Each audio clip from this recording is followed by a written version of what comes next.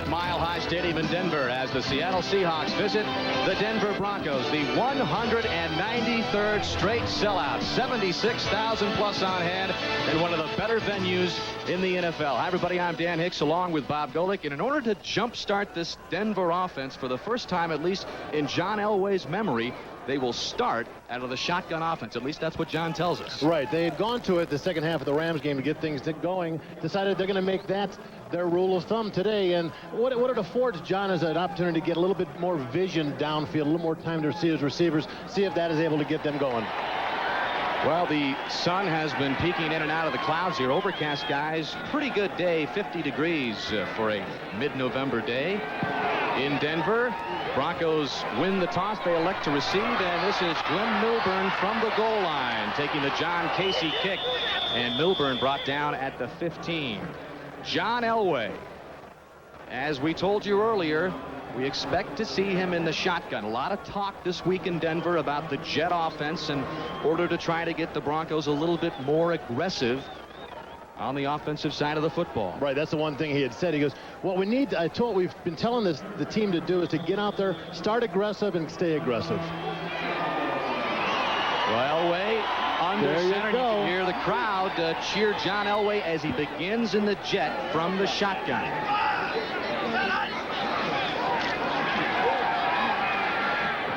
He's on the mark to Leonard Russell, but Russell unable to hang on. Incomplete. It'll bring up 2nd down and 10 for Denver. John Elway unsuccessful in a fourth-quarter game-saving try against the Rams last week. Up front, Zimmerman Melander is back at the left guard spot after being inactive last week with an ankle injury.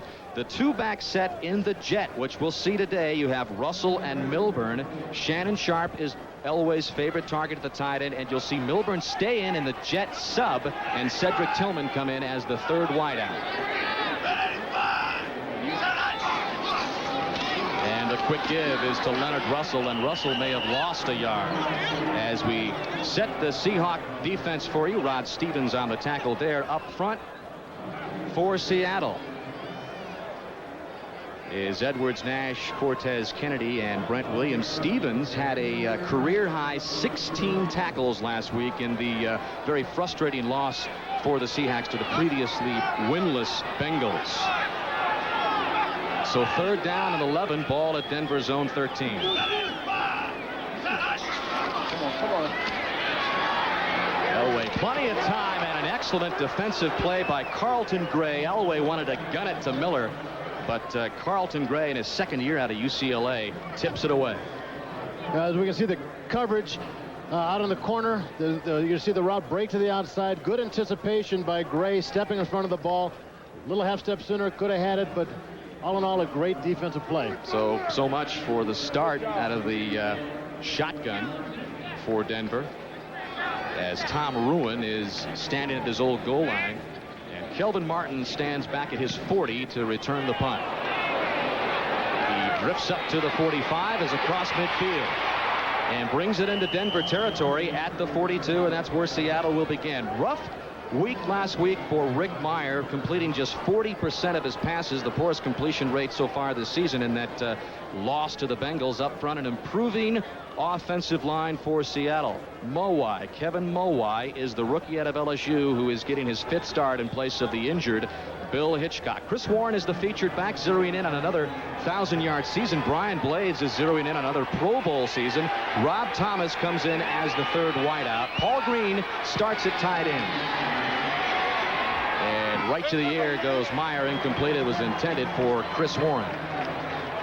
The Broncos come in with the lowest rated defense in the NFL, 28th. Just 7 sacks for Denver, 3 of them by the all-time leading sacker for the Broncos, Simon Fletcher. Carl Mecklenburg, the 12-year veteran, gets his start. He started every game this season for Dave Wyman.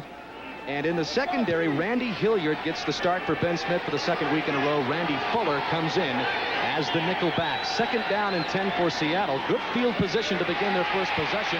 Myers in trouble and works his way maybe for a yard gain just across the line of scrimmage before Simon Fletcher brings him down. Well, he had great pressure on him right away. Didn't even have a chance to set up and get a good look downfield. Here in the center, your screen, you can see Mike Kroll coming with a rush with Hasselback up inside. Great pressure right away. Meyer can't even get a chance to set and look for his receivers. That's one thing that the Bronco defensive line has to do. They only have 7 sacks, as you said, this season. They've got to start getting them. 3rd and 9 on the gain of 1 for Meyer, and he's out of the shotgun.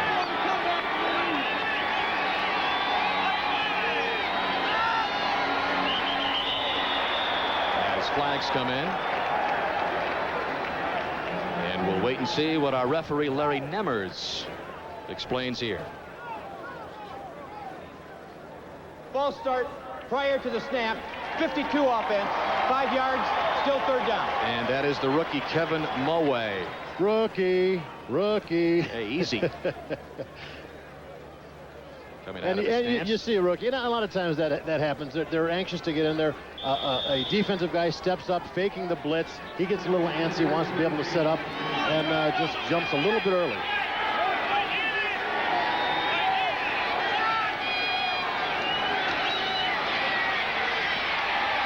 With time over the middle of the field, wide open was Terrence Warren. The Denver defenders were closing in. Dennis Smith leading the charge along with Randy Fuller, and Warren was hit and is down on the field at the 14.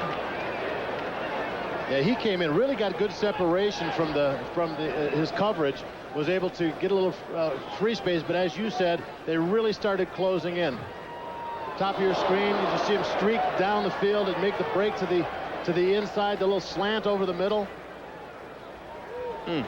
Shot right to the midsection. And a guy that's provided a few hard hits in his career, Dennis Smith. We'll take time out with 12:51 left in the first. Scoreless. You really go in there, you got to make the big hit. Try and make sure that ball is not completed. So on 4th down and 14, Seattle upon this is Rick Tooth. Glenn Milburn back deep for Denver, lets the ball drift over his head, and Seattle trying to come up with a big special teams play, and I believe they have downed the ball at the 4-yard line. A great play, getting up and knocking that ball. Rob Thomas with a special teams play on the 41-yard punt. Good bounce on the punt there. Just really got a nice little bounce. He was in perfect position. Was able to get the ball, and everybody stayed in control. I mean, how many games have we seen where these guys all come running down there and they're so excited to try and down the ball, they actually take it in the end zone. Here, very controlled, going up, just tipping the ball back to the guys, and they. So 1st and 10 for Denver from its own 4. And Elway comes up under center. No shotgun to begin this series. And this is Leonard Russell across the 5. Maybe got 2 or 3 yards before he's met by Terry Wooden. Wooden, the leading tackler in this Seahawk defense, which really has tumbled in this 5-game losing streak, as we take a look at Jim Fossil, the offensive coordinator for the Broncos. Yeah, he was not real thrilled that the word got out that they were going to be using the Jets offense, and was a little bit irate with the media this past week. From the 7, 2nd down and 6. Elway sets up at the goal line, and what an interception by Terry Wooden. Wooden inside the 20, down to the 17. A one-handed grab by Terry Wooden. What incredible placement. Over on the left side of your screen, you're going to see tight end Jerry Evans coming down. He's about 20 yards. Wooden steps right in front and is able to pick off that ball. Great one-handed snag. 3rd interception of the season for Terry Wooden. And the interception for John Elway, he's been keeping that total down, just the 7th of the season. So Seattle with excellent field position. And here's Chris Warren trying to turn the corner as a flag comes in. Steve Atwater runs Chris Warren out of bounds.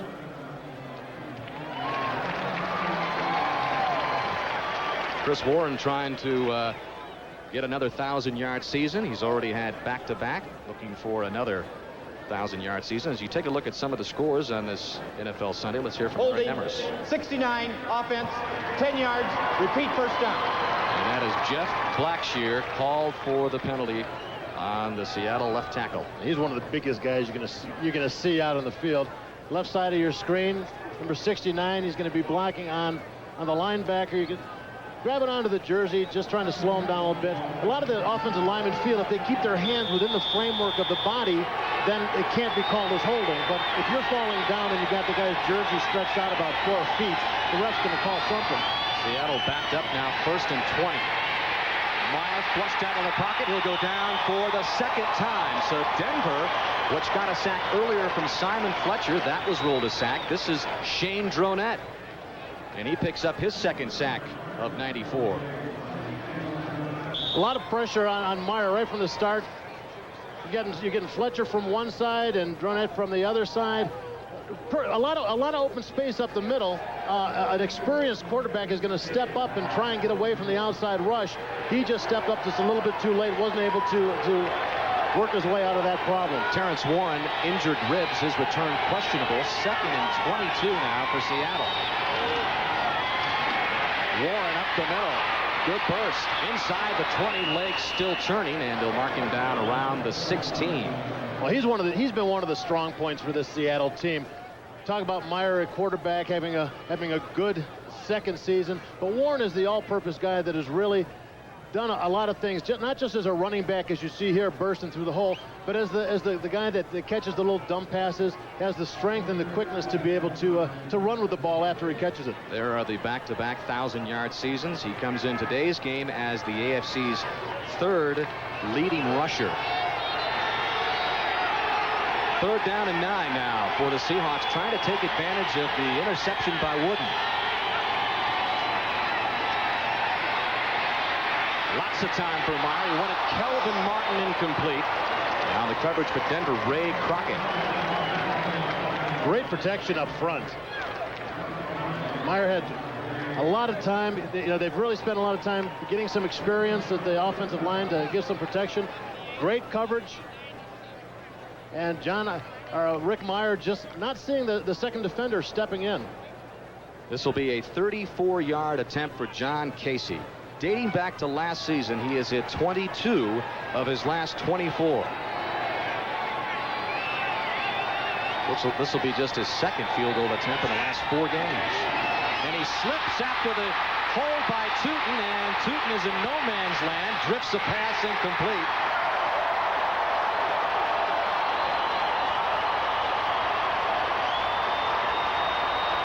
And Tom Flores wonders what happened on the 34-yard attempt by John Casey. Let's look. Well, the set's fine. Casey just slips. Tootin at this point is a man without a country. He's just looking to get away. So Seattle unable to take advantage of the interception by Wooden. At great field position and a chance to score, but Seattle comes up empty with 10:13 left in the 1st. Your local Chevy dealer and by Wendy's. Elway, the pitch to Leonard Russell, right side. And Russell picks up 2 or 3, stopped by Rod Stevens. I think the Broncos at this point really have to decide what they want to do. There's been this big hype about the Jet offense. Perhaps that first series was just a decoy and then go back. We've got a player who has gone down on the way back to the huddle. Hasn't exactly been an offensive clinic thus far. Seattle just 13 yards on offense as we look at Brian Habib, the injured Denver Bronco. And the Broncos now with a total of 4 yards total offense. So this early Jet strategy doesn't seem to have taken hold early on, at least. When we went in to talk to the coaches the other day, we sat in that meeting room and they had the board up with everything written, and the one section that normally said, where it said basic offense, remember we saw that basic had been scratched out and Jet had been penciled in, giving us the indication that was probably the way they're going to go, but now it looks like it may have been well, Habib is being carried off the field as we take a look at the quarterback comparisons before this game began. Rick Meyer not having a big number season, but keeping the touchdown interception ratio in pretty good shape. And we just saw John Elway throw his 7th interception of the year. Tom Nalen, the rookie out of Boston College, will replace Habib at right guard. So Denver already with some injury problems up front. Watches Habib go to the sidelines on 2nd down and 9 from their own 17. Milburn and Russell in the backfield for Elway.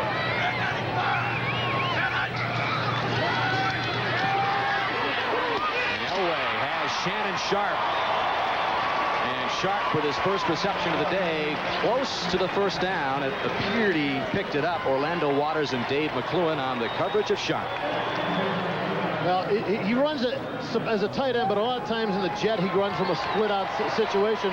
There was good coverage, just a great throw, good concentration on Sharp's spot. It'd be interesting to talk to him and find out, he's been injured as of late. His ankle's been bothering him quite a bit. He's had to take some injections in earlier games, but now he wants to go without it, see if he can play without the injection.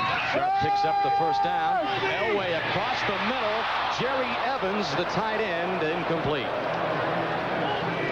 Eugene Robinson on the coverage for Seattle's defense, and let's set them for you. Edwards, Nash, Kennedy, and Williams up front. Cortez Kennedy, the former #1 pick, with just 1 sack of the 15 total for Seattle. Terry Wooden, the leading tackler. Rod Stevens, the career high 16 tackles last week.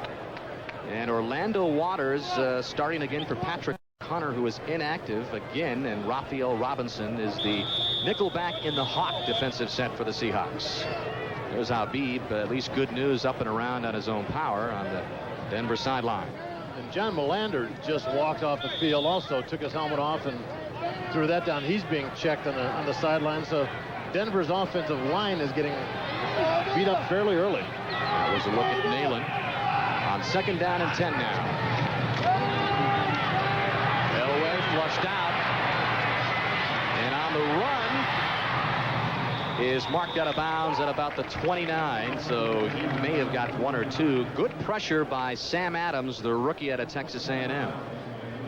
Well, as you said, Sam Adams is the new big young guy inside. They're looking to work with this gentleman, Cortez Kennedy. He's just been a power since his first day in the league coming up. He's a guy that garners a lot of attention from offensive linemen up front. I mean, he's always getting passed from one to another, double teamed. But for his size, Cortez Kennedy, amazing quickness, and that's why he is one of the top D linemen in the league every year. Broncos out of the jet. Lots of time for Elway. Excellent catch by Anthony Miller, in and out of the hands. It's now incomplete. Elway really gunned it into Anthony Miller, who is still trying to recover from a very slow start to the season. After 5 games, he had 12 receptions. The last 4 he's had 19, so his production has picked up a little bit. We're going to see Miller crossing from the right side of your screen. Well covered, but as always with John Elway, he can take the guy that is covered and throw the ball and place it perfectly so he can make the reception. The problem there is when you're covered that tightly, the ball can be knocked away fairly easily. Tom Ruin turns this one over to Kelvin Martin, who calls the fair catch at the 39. So not a lot of offense by either team so far. 8:06 left in the first. No doubt about it, Bob, an embarrassing loss to Cincinnati last week in their very first game at the Kingdome, losing in overtime to the then winless Bengals 20-17. Yeah, they were, and they said that they were embarrassed by it. They went out there, they didn't feel that they played well. They were there was no, the first game back in the Kingdome should have been a happy homecoming for them, but yet during the course of that game they were getting booed. There is Brian Habib. He is out for the game, injured right calf.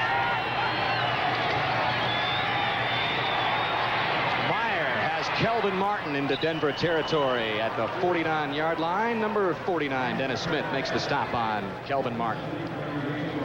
Well, finally, he's getting some time to set up and throw the ball.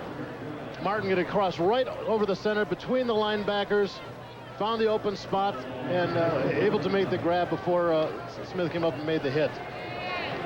The numbers for Kelvin Martin, the former Cowboy, spent 6 years with Dallas. Picks up the first down, and the Seahawks in Denver territory at the 49 with a 1st and 10.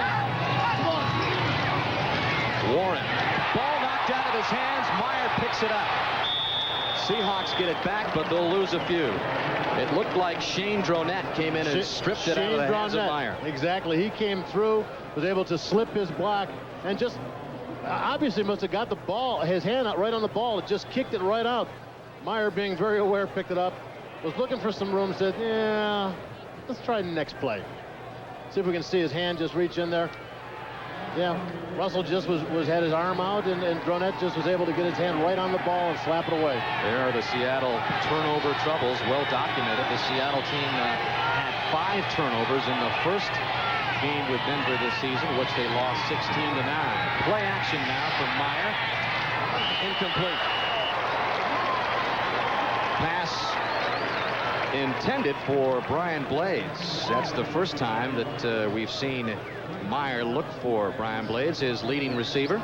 Well, pressure on Meyer on this play. In fact, hit as he releases the ball. Just a little bit late. I guess wasn't that hard a hit, so the ref said, hey, we'll let that one slide. But it was enough to distract him because the ball was thrown behind Blades. It made a very difficult catch for him. 3rd and 14. Seattle has really been moving backwards after getting excellent field position a couple of times early. Meyer with time this time, intended for Brian Blades, but it looked more like Meyer was just throwing that ball away because Blades was covered nicely by the Bronco defensive backs. Well, he was covered, but when you have defensive backs sitting deeper than their coverage guy, you don't want to throw the ball away over his head. Somebody's going to go out there and get one of those picks that you don't really have to work for. Glenn Milburn back at his 10. And Rick Tootin into punt. Milburn has a chance from the 10. And he's run out of bounds at the 18-yard line by number 21, Raphael Robinson. 43-yard punt by Tootin, 8-yard return by Milburn. We'll be right back. And they were looking for that same momentum here today, but it just has not materialized as Leonard Russell gets the call on 1st and 10. Rufus Porter runs him out of bounds. Well, you know, like you said, this jet was something that got him so much yardage last week. They said they're going to start off with, but they've been flopping back and forth, not really establishing anything. Rufus Porter and the rest of the Seattle defense really stringing that play out well. You know, they're trying to run running plays where the ball's handed deep, and then you let the running back pick the hole. But Seattle's defense is playing very strong across the front, flowing well to the play. John Melander is back in the game on the offensive line for Denver. 2nd down and 5, and Glenn Milburn with his first carry of the game tripped up across the 25. Orlando Waters making the play.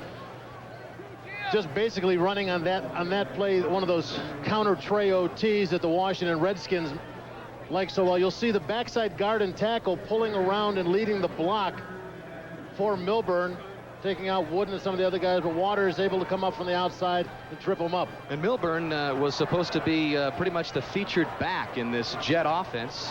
He is the lone back in the Jet sub, and really has been a 3rd down kind of back for most of the season, but is expected to see more action on 1st and 2nd downs. 3rd down and short now for Elway. Out of the shotgun, Shannon Sharp, and he has the 1st down up to the 33. 2nd reception of the game for Shannon Sharp. I'll tell you what, you got to give this guy a lot of credit. He is playing in tremendous pain. He had surgery in the offseason for calcium deposits in the ankle. He says he's going to have surgery again. On the left side of your screen, right in the middle, making the catch wide open underneath the linebacker's coverage, but playing in a tremendous amount of pain. Last week he said he went until his body just quit. You know, you get to that pain point where you just can't go anymore.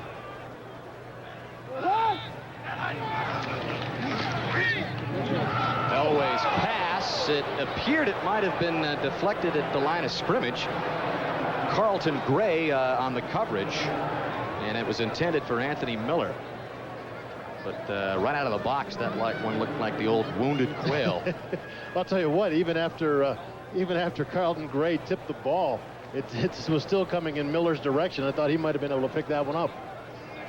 2nd and 10 now for the Broncos. 3:59 left in the first quarter. Scoreless from Denver. Flags on the play. Milburn out of the backfield. Stop for a loss. Orlando Waters laying a pretty good hit on Milburn. What a great hit. I'll tell you what, it's going to be offsides, and it's going to be on Rufus Porter, and it's going to be because John Elway. And Milburn is down injured. He took a pop from Waters. Well, Milburn's not the biggest guy in the world, and a shot like that is going to slow you a little bit. Defensive right end was offside. 5 yards. Repeat, second down. Well, the right end for Seattle is number 93, Brent Williams, but no number indicated by Larry Nemmers, as Milburn is now up, and that's good news. That's good news. As we talked to him during the week, he was the guy that they really felt that they were going to go to. He was the guy that's been producing. They get him on in first down and second down. When he was playing third down only, he said people knew what I was there for. You know, they keyed on me, and I wasn't able to do what I wanted to do. Here is the hit by Orlando Waters on Milburn. Waters playing for Patrick Hunter. Hunter has been inactive with a hamstring injury. But Milburn last week, his best week as a pro, had 202 all-purpose yards. Penalty moves it up to the 39, second down and 5. Reggie Rivers in the backfield along with Leonard Russell. Elway barking out an audible to Leonard Russell.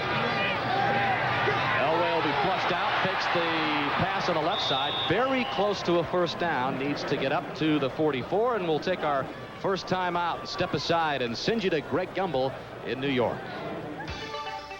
All right, Dan, at Arrowhead Stadium, this is how the Chargers-Chiefs game ended. Joe Montana to Danon Hughes inside the San Diego 35. Chargers led by 1, but the Chiefs won't run another play before the clock expires. The Chargers open up a 2-game lead in the AFC West. They've swept the rest of the division on the road. Today, they beat the Chiefs 14-13, Dan. All right, Greg, huge win for San Diego. As Greg mentions, they improved to 8-2, as Elway is just short.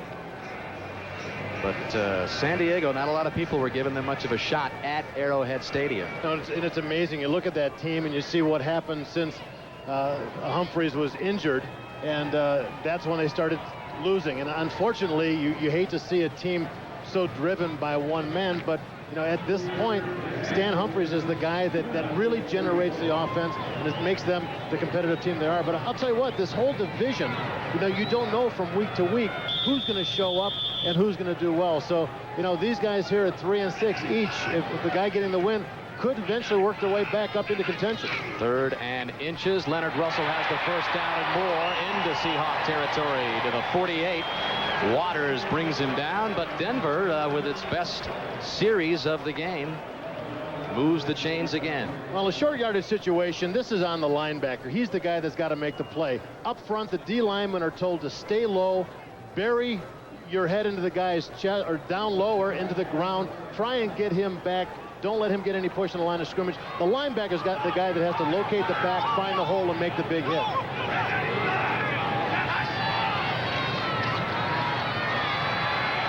Elway always mobile. Out of the backfield is Reggie Rivers, and Rivers will gain 5. Bob Spatulski knocks him down.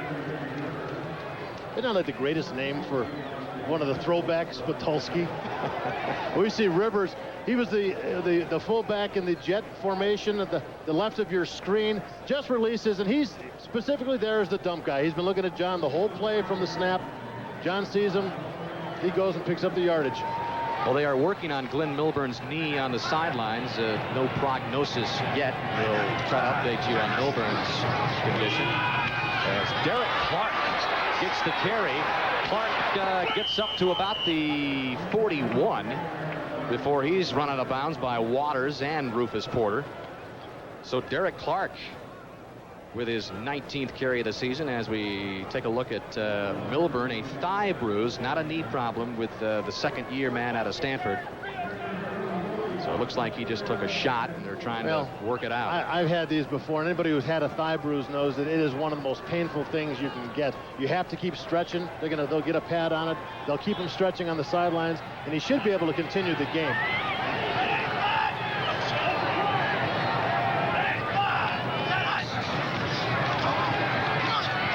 Elway fires right side. Shannon Sharp not able to make the reception.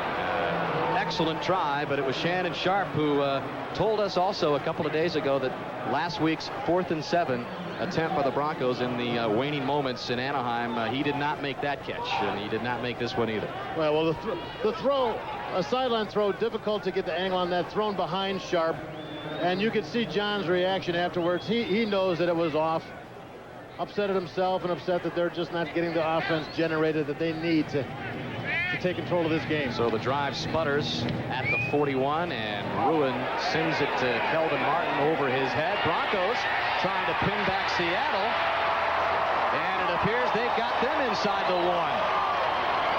Excellent special teams coverage by the Seahawks. Now they're signaling touchback, I believe. Well, now they are. It appeared that they had it inside the 1. Now that's one of those things where you get all these guys rushing down. Everybody wants to be the guy to get it down and to make the big play. The problem is, if you touch that ball and any part of your body is in the end zone, it is a touchback. It doesn't matter where the ball is. If your body's in the end zone and you're touching the ball on the 1, it is still a touchback, and that's what's happened there. Very close. So Seattle will begin from the 20. Tonight, primetime is action-packed on NBC at 7 o'clock, 6 Central. It's the show the critics call compelling, provocative, and impressive. The newest hit drama of the year, Earth 2. Then the Sequest will stop the ultimate cyborg war machine. Minute 9 left in the first. Flag on the play as Myers sends it Kelvin Martin's way over his head. Well, I don't know if they're just not communicating. Let's see what the call is here. Illegal motion on the Seahawks. Illegal motion, number 84 offense. Penalty is refused, 2nd down. Seattle's offensive problems continue. Well, the Denver Broncos opting to just take the down away from them, leaving it as 2nd and 10 instead of 1st and 15. Meyer they don't seem to be communicating. They're between the routes and the throws. He seems really to be off.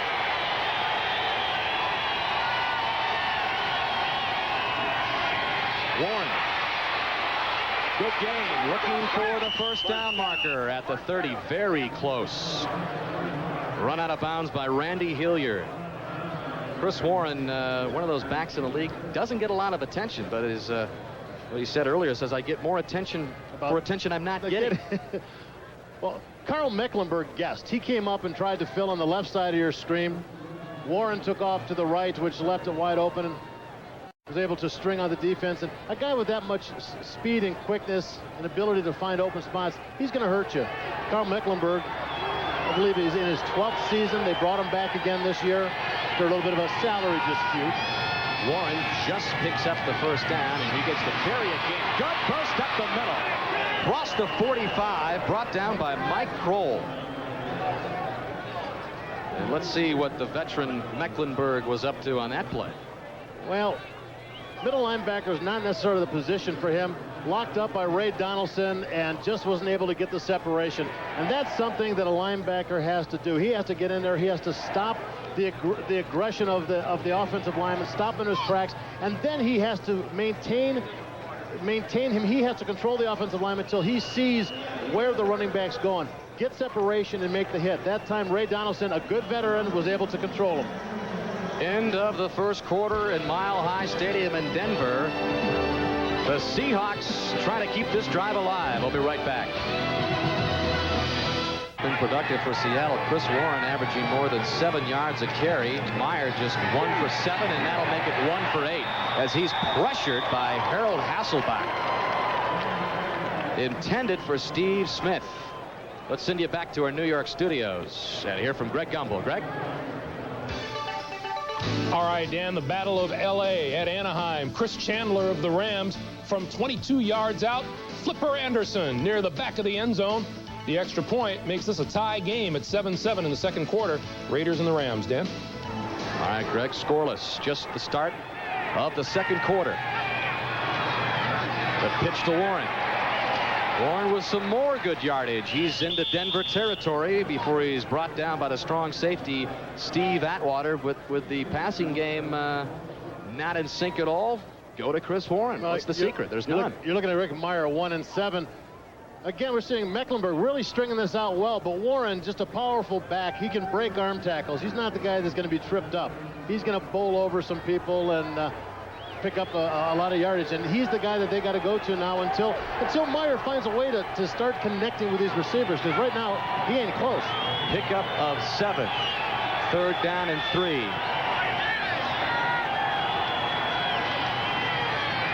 Meyer now 1 for 10. That was intended for Brian Blades. As we take a look at the first quarter stats, passing yards for the Seahawks, just 9. Well, I'll tell you what, this is, they're looking at time of possession, which is the same. Now, going into this game, we're looking at 2 defenses that are ranked at the bottom 2 in the NFL. I think we were expecting to see some offensive stats and some yardage that was going to be pretty impressive on that side of the ball, but right now it's the defenses that are controlling the line. Rick Toot back to punt again. Glenn Milburn obviously feeling better, is back deep to receive. High hanging punt, he'll let it float. Bounces at the 11. And they'll pin Denver deep in its own territory. They'll begin at about the 3-yard line when we return. Broncos trying to get some breathing room. Leonard Russell breaks out of the mass across the 10-yard line before he's brought down by Eugene Robinson. Well, great vision by Russell, because where he wanted to run, there was nowhere to go. You know, and that's a guy who's going to be productive as a running back, is a guy who can find the open spot. There, as you see, nothing inside, decides to bounce it to the outside. If he hadn't been tripped up, he could have got another 5-8 yards. Just 6 carries, 10 yards. Last week against the Rams, his last 100-yard game came against the Seattle team. Here he is again, and he's got the first down. Rufus Porter makes the stop, but Denver going to the running game. See if that'll work. Well, I'll tell you what, here's a shot of Rufus Porter standing up. Well, we just had a shot of Rufus Porter knocked down. Leonard Russell just buried him, put his shoulder down, hit him in the chest, and knocked him flat on his back. Leonard Russell was arrested in the early morning hours after the Rams game last week. Got into a fight in a bar, knocked somebody cold, but no punishment, no fines by Wade Phillips. He said that this guy was pretty much taunting his running back. And Elway out of the shotgun, he'll go down to sack Cortez Kennedy. Just the 2nd sack of the year for the Tez. We talked about him earlier. He's a guy, and you look at him, he's gigantic. And you don't see him as being a quick guy. He's on the center part of your screen, just like a little stutter step move on the center, arm over, and comes clean into John Elway. Great quickness, ability, flexibility. You know, to be a good pass rusher, you have to be able to fake and move. You've got to be able to twist your body, contort your body to slip through these gaps. And this guy, he does it all. Unfortunately, he's been getting double teamed because of how good he did last year. 30th career sack for the Tez. Little shuttle pass here to Milburn, and Milburn gets back up to the 10-yard line. But that will bring up 3rd down and long for Denver. Dave McCluen put the stop on Milburn. Well, that's a very, very effective play, but here at your own end zone, I don't know if that's the smartest thing to do. You're flipping the ball forward where there's a lot of traffic. You got to really rely on good hands of your receiver. But that play actually works into the Bronco offense quite a bit. A lot of other teams have tried it, but maybe once every couple of weeks. The Broncos. That's Cortez Kennedy moving across for Seattle as flags come in. Okay, Cortez, now you're supposed to be pointing at the guy saying, he pulled me off sides. Come on, point. It's his fault he pulled me off sides. One of your old tricks, well, you know, I'm sure. It's one of the givens. Prior to the snap, number 96 defense. Well, it didn't 5 work. yards, still 3rd down. Well, I guess that when is that obvious? There's not much you can. Well, you know, you got to give the guy credit for taking some responsibility for his actions. And in this day and age, you know, our society going to pots, it's good to see that. What a great role model. Of course, the coach will be telling tomorrow, sell it, man. Tell him the guy pulled you off sides. Elway out of the shotgun. 3rd down and 10. And he'll go under again. 3rd sack of the game by Seattle, and that one comes from Sam Adams. Had his first career sack versus Denver a month ago and picks up number 2 today. He's on the right side and looks like the clone of Cortez Kennedy, both big, strong, and burly, and pretty much doing the same moves. A little juke, a little arm over, and coming clean to John Elway. And that has been the problem for the Broncos. They are way behind in the sacks allowed and sacks taken. Not a very good punt by Ruin. Kelvin Martin begins from the 45 as flags come in again. 10-yard return by Martin. 41-yard punt by Ruin. Brought down by Richard Harvey. Well, a combination of things have left the Seahawks in very good field position. Now if they can just convert. Remember, John Casey slipped while attempting a 34-yard field goal in the first quarter after a Terry Wooden interception. And really not since then has either offense threatened. Well, Chris Warren, as you said before, is the guy that's really been getting the yardage, but you can't do it with just one guy. Eventually, they're going to key in on him. We have a post-possession foul on 41 of the offense. Unsportsmanlike conduct for a hit out of bounds. The penalty will be tacked on from the end of the run. 41 is Eugene Robinson. And that'll move Seattle back, so it's not as good field position as we first thought. Earlier this season, Denver picking up a 16-9 win over the Seattle Seahawks. John Elway running it in, and the Broncos taking advantage of 5 Seattle turnovers to win it 16-9. And after the 0-4 start, that was the Denver Broncos' very first win of the season. You see the ball back all the way at the 39. Kelvin Martin had returned it to the 35 of Denver's, but Eugene Robinson's 15-yard unsportsmanlike penalty from the spot of the infraction has moved it back 15 yards. So just when you think you've got an opportunity to be in good position, you shoot yourself in the foot, which is what they said they've been doing.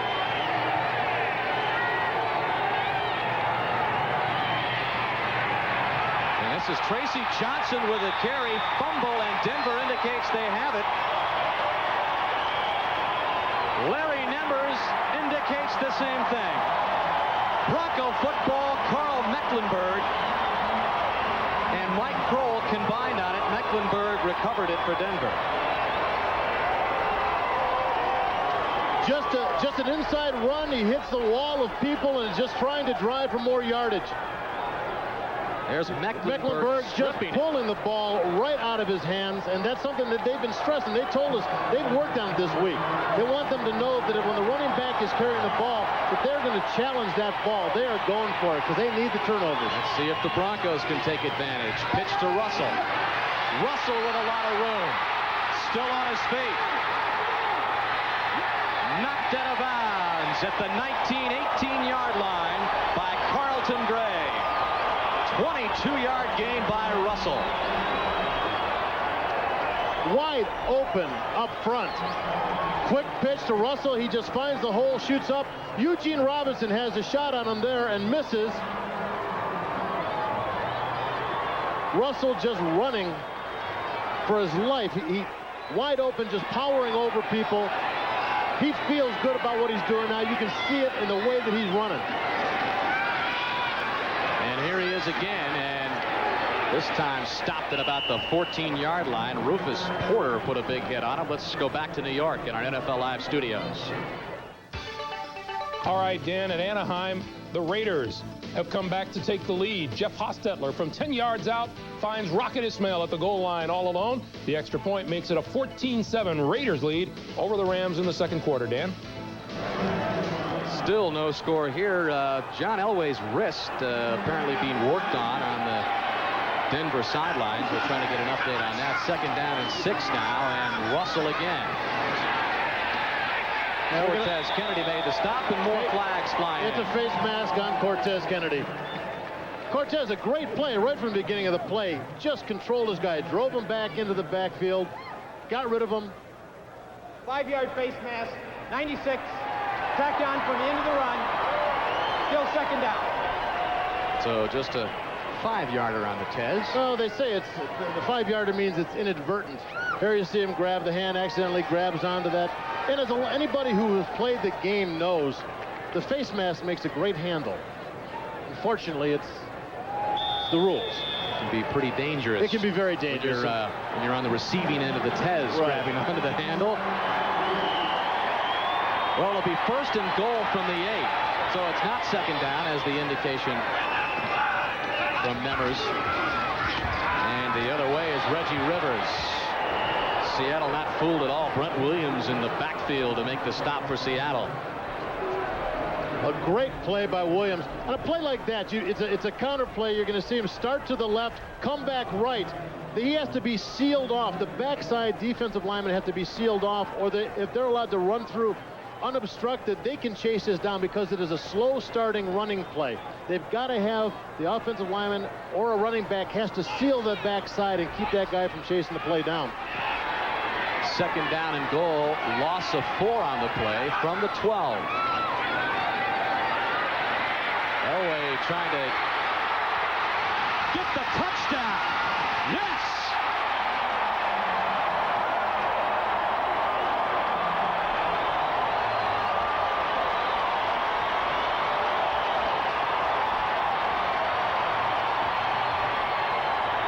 John took a couple of hits from his own guys from the sidelines, and congratulations.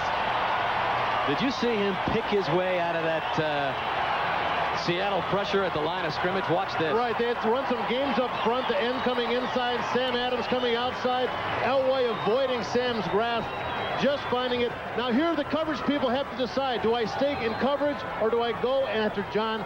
At that point, he crossed the line of scrimmage. It was too late for that to stop him from getting in the end zone. 3rd rushing touchdown of the season for Elway. Jason Elam tacks on the extra point, and finally, with 8:41 left in the first half, we have a score, and it's Denver 7, Seattle nothing.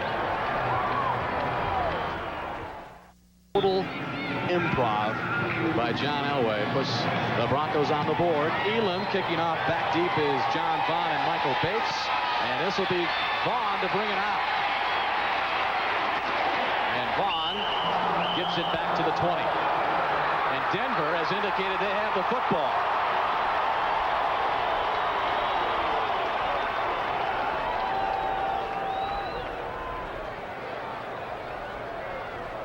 And it looks like a Seahawk recovered it. Steve Smith. Another look at John Elway in creative form. The anatomy up front. When you run the games, you got to maintain your lanes. They did a good job there, but when Sam Adams lost his feet, it gave John that little bit of a lane, and that's all he needs to break it open. Then when he finds the open spot, the defensive coverage people at this point have to stay on their guy until John crosses the line of scrimmage. By the time he crosses the line, it's too late. He's got the momentum, and he dives into the end zone. And confusion on Seattle's offense. Rick Meyer calls a timeout. And we'll take a timeout. John Elway's 12-yard run puts Denver up 7-0. On the coverage for Denver, Hilliard filling in for Ben Smith, inactive for the 2nd week in a row with a bruised hip. Well, the Broncos decided they were going to blitz on that one. They slid Mecklenburg over to the right-hand side from his middle linebacker position, brought up the safety, and they both came.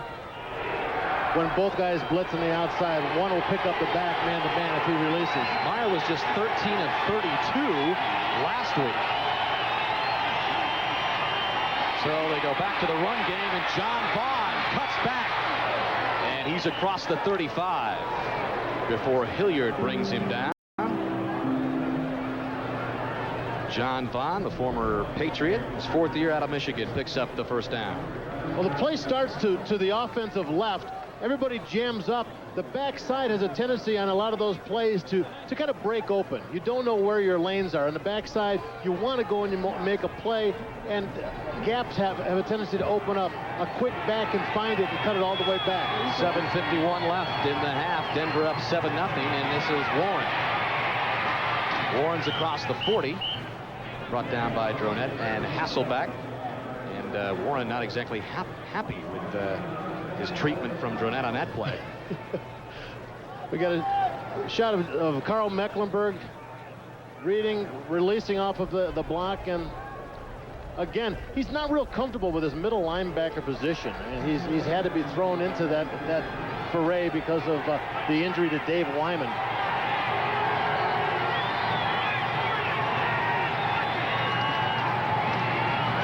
And Warren on the ground picks up the first down, needed just to get to about the 46. And he's got the first down, brought down by Steve Atwater. So Meyer 1 of 10 passing. They go to Chris Warren.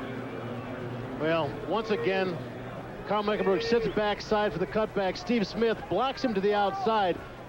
Carl's supposed to square up and stay even. By going to his shoulder on the blocker, he left a gap open. And a good back is going to find that immediately, especially the size of that gap.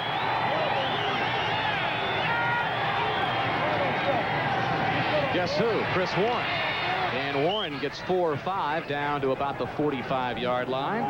Chris Warren could be well on his way to another 100-yard effort. Well, at this rate, he's going to. I mean, that's the only thing they got going for him right now. He's doing a great job of not just running, but picking holes. As you see, he sees that the front side is blocked up. He's able to make the adjustment, and he's getting the ball deep enough where he's able to have the vision on the offensive line and find out where the open spot is. Already 64 yards for Warren. He'll take a breather. That's Blades in motion to the far side, and this is the give to Smith. And Steve Smith barreling his way inside the 40. Seahawks with another first down and really taking charge up front. Well, there's an old Raider buddy of mine who is, whenever you threw the ball to him or handed the ball to him, he is the guy who could do it for you. Look at the Broncos defense. They brought their linebackers and safeties up to give it an 8-man front, and still was not able to keep the Seahawk offense from pushing and controlling that line. Steve Smith, one of those salary cap casualties in Los Angeles, would have made $1.1 million for the Raiders. But he signs as an unrestricted free agent. Meyer out of the shotgun, tipped away, intended for Blades. And Mecklenburg came up with a tip. Well, Carl Mecklenburg is being kind of the center of attention for us today, playing in a position that he's a little new at. Good reaction back, good vision on the quarterback. You got to get back and see where the ball is going to be thrown. You can identify that by seeing where the quarterback's looking. And for an old guy, you can still get both feet off the ground at the same time. 34-year-old Carl Mecklenburg playing in his 174th game. 7th on the all-time list. 2nd down and 10 from the 37. Broncos send in the blitz and drop behind the line of scrimmage is John Bond. Perfect call by defensive coordinator Charlie Waters of Denver in that particular set. Steve Atwater made the tackle, but you could have given that tackle to anybody. There was so many bodies over there. Everybody occupying, taking up space, penetrating, just totally disrupted that offensive, that running play. And the running back had nowhere to go. Vaughn just had nowhere to go. Atwater happened to be the guy in the right place.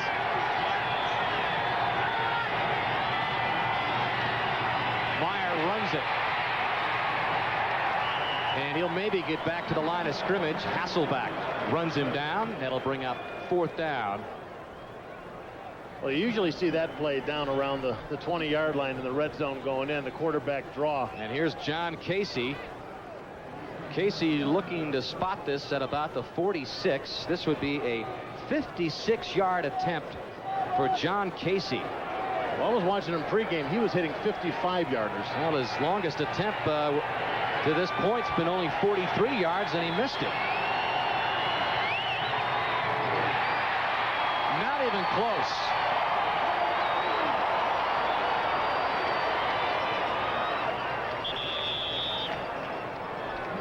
And that is the holder, Rick Tootin, who hustles down the field. We've covered for Seattle. We've seen so many special teams faux pas during the course of this year already. I think a lot of these guys just don't want to take a chance anymore, letting the ball lay around.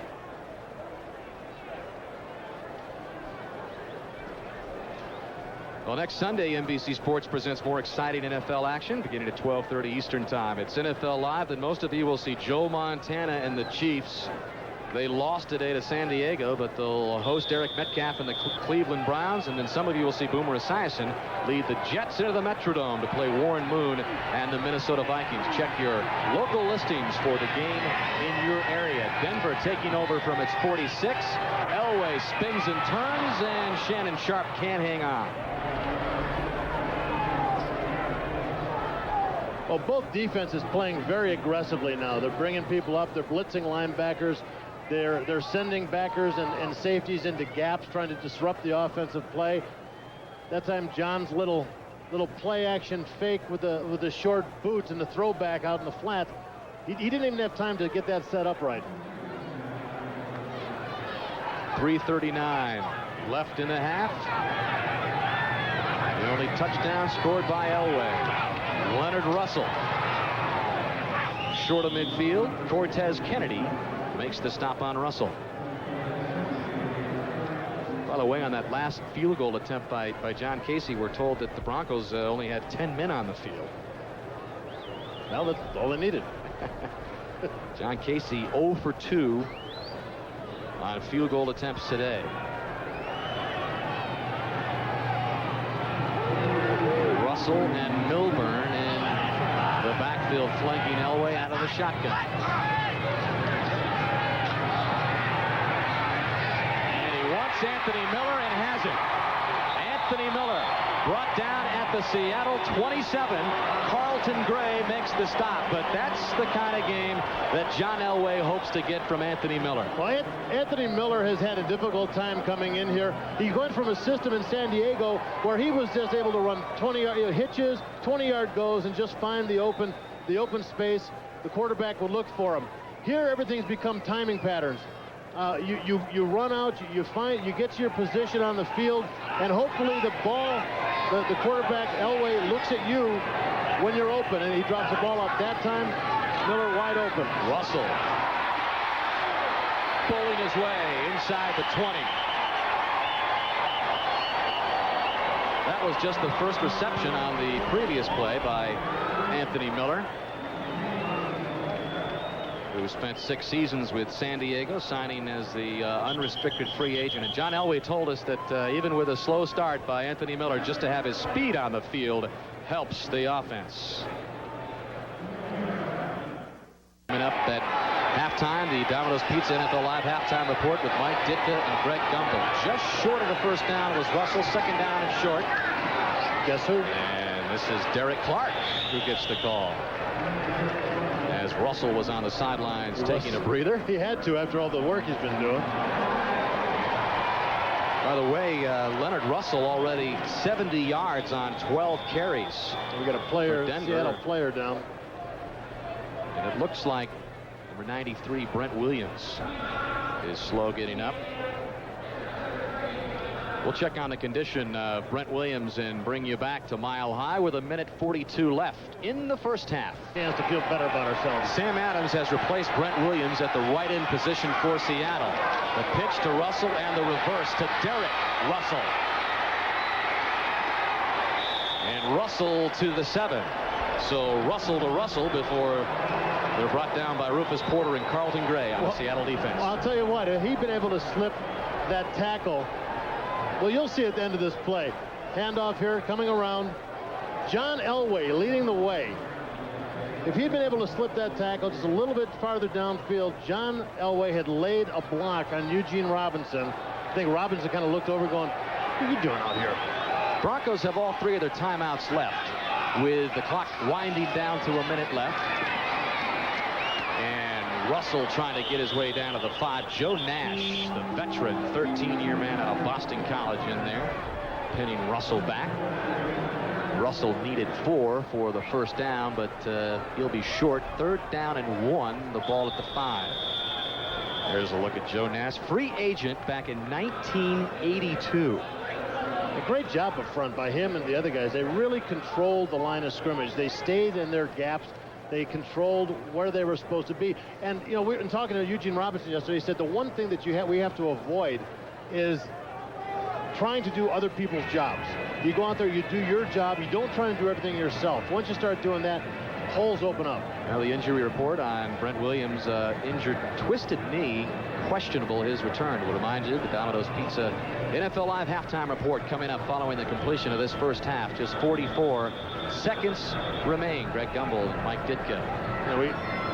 We talked to Wade Phillips yesterday, and we kind of asked him about John Elway this year versus past years, and why he hasn't been able to be that comeback guy. And he goes, in the past, he was the guy. I mean, he was the good one, but now there are so many good quarterbacks in the division that can actually do the same thing that he's doing, come back on their own.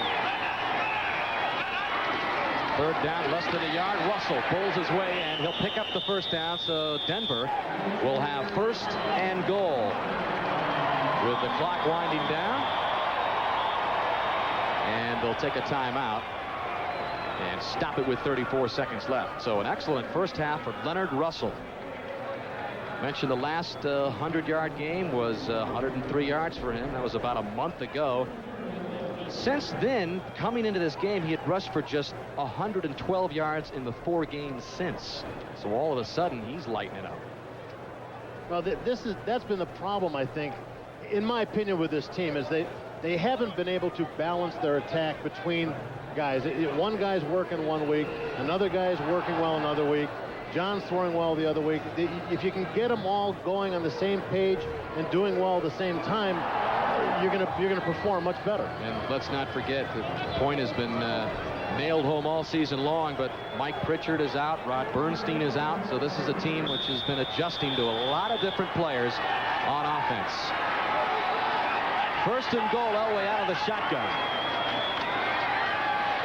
And he's got Milburn in the flats. Milburn not able to escape the clutches of Orlando Waters. And that'll bring up second and goal. Real good solid defense up front. You see a stun on the right side of your screen. Sam Adams is going to get up and almost knock the ball down. Milburn getting the ball, but Waters right on him, losing his footing. But even if he kept his footing, you're looking at great pursuit, a great chase for the ball, and that shows that these are guys that still believe that they can get the job done. They're still hustling. Milburn and Reggie Rivers flank Elway. Elway to the end zone. Shannon Sharp incomplete. Rufus Porter might have deflected Elway's pass. Yeah, Rufus came in late and was able to get his hand in and knock the ball away. Rufus is on the left side of your screen. He's going to be dropping back into coverage. John throwing right over the middle. Rufus, right at the last second. Great job to get after the guy. And John obviously very emotional, but great reaction, great speed to keep up and make that play by Rufus Porter. And the quick give to Rivers. Rivers wants to pass, chased out, throws it away, and that'll bring up fourth down and goal. A little razzle-dazzle by... That is the play that you always have to watch for with the Broncos, but everybody knows that they do it, so it's planned for there. The play starts to the right, John hands it off, but then John takes off to the left. It's a fake 18 throwback to the quarterback. They had John Elway covered running down the far sidelines, and Rivers had to find an alternate route, and there just wasn't any. So 11-play drive stalls, and Jason Elam is on to attempt which will be a 22-yarder. And again, the hold is muffed, and Elam doesn't even get a chance. Well, the punting game has been great. Field goals today, another story. Jeff Campbell muffed the hold. The ball a little high right at his head, but these guys train day after day after day, and they're used to the ball coming just about anywhere, getting the ball down and turning the laces towards the goalpost. So after that drive, which we would have assumed that Elam would have nailed that, he doesn't even get a chance at it, and Tom Flores comes up big. With 11 seconds left, you can bet Rick Meyer and the Seahawks will take a knee and let the time. Not exactly an offensive display by Denver or Seattle. Broncos begin at their 41, 1st and 10. Russell spins his way, a couple of 360s up to the 44, brought down by Terry Wood. John Elway is 6 of 15 in the first half for just 49 yards. As we take a look at the passing chart, you'll note that just one pass of 21 yards or more, but not getting it downfield to his receivers, a lot like Rick Meyer. Right. Well, you can see he's 2 for 4 in each of the flats, 1 for 2 in the middle, but they're all short ones. And Jim Fossil, the offensive coordinator, said, you know, the running game's been a little iffy, so we've really done ball control offense with the short pass that John can throw so well. Russell has 79 yards rushing, looking for more. Good pursuit by Seattle. He's run out of bounds by Orlando Waters. You see Orlando Waters hit him up there in the flat, and you're looking at a significant size difference there. And Orlando, instead of going, well, I'm going to drag this guy down to the ground and bulldog him, he said, how about if we just kind of like push out of bounds? Neither one of us has to fall down. There's a look at Waters, the rookie out of Arkansas, and Leonard Russell. 3rd and 6. Elway lots of time, evades the Seattle pressure and picks up the first down. Sliding his way to the Seattle 44. It was all Elway in the first half with a 12-yard improv for the game's only score. Well, some great pressure up front. Cortez Kennedy, the center of your screen, just getting a piece of him. But John, even in his elder years, still very slippery. A guy that can get away. He doesn't want to run as much as he has in the past. But if he's forced to, he's going to do it. And he's going to do it well, as we see in this play. And a timeout is called.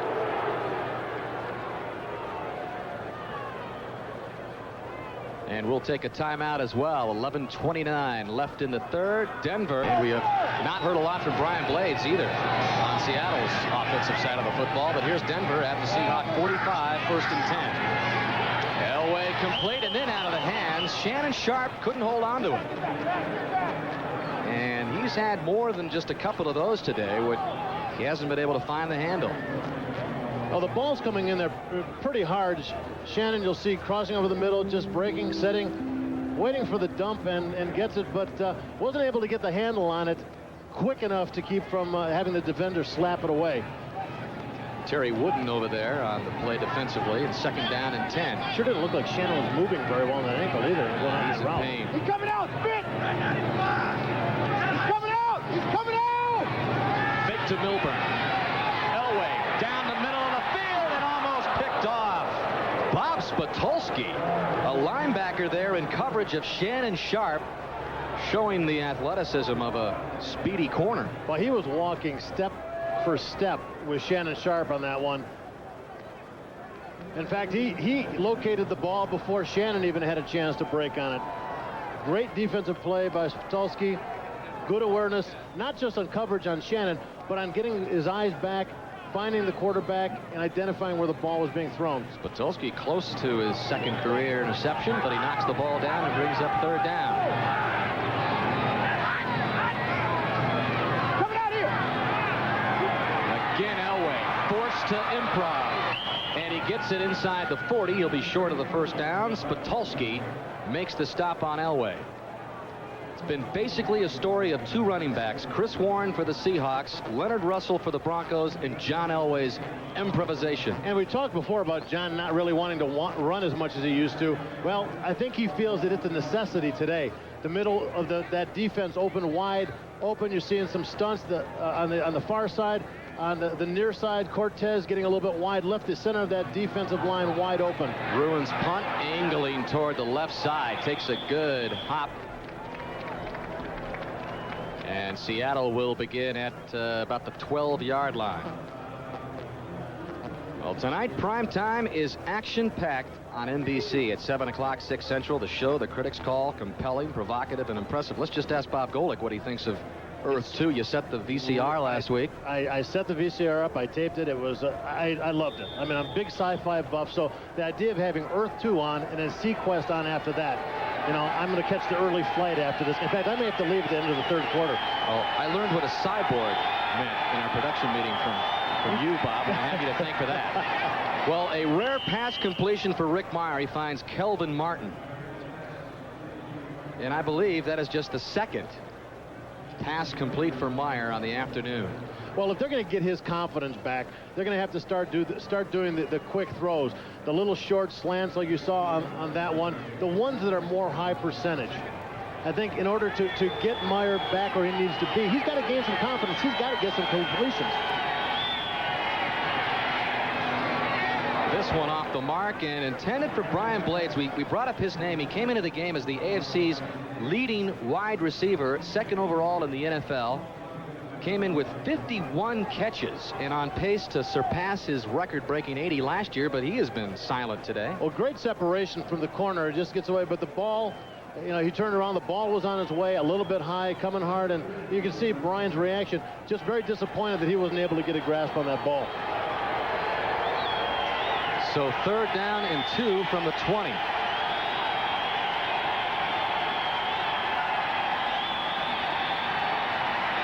Flag is down as Mirer wanted Rob Thomas. Incomplete. Well, when it rains, it pours. Prior to the snap, false start on 73, the left tackle, 5 yards, repeat, 3rd down. And that is Ray Roberts. You know, he was quoted as saying, that goes, you know what, I just don't understand what's going on. He goes, we practice well, we work on holding the ball, we work on the 2-minute drills, we do all the little things in practice, but it just doesn't carry over into the game. And, you know, and that's where the frustration comes. You work on the stuff in practice, you think you got it down, you go to a game, guys drop balls, miss tackles. And Mirer just slings it across his body. Kelvin Martin makes the reception. And it appears Martin will have the 1st down. I think this may be the first passing 1st down we've seen in a long time. You see Martin just crossing the middle underneath the deep receiver. And in this case, in this zone, you can't let the receiver set by himself. You've got to know where he is, and you've got to be able to react to him when that ball is thrown. He just had too much room. Warren takes the pitch and gets some excellent yardage. He's up to the 32. And that'll be about a gain of 6 or 7 for Chris Warren. And Steve Atwater was on the receiving end of quite a shot. This is one the guys are going to watch in films tomorrow, and they're going to get a good giggle, all at Steve's expense. Oh, but you know, you got to put this on Warren. He is the guy that's been running hard, and he's the heart of this Seahawk team right now.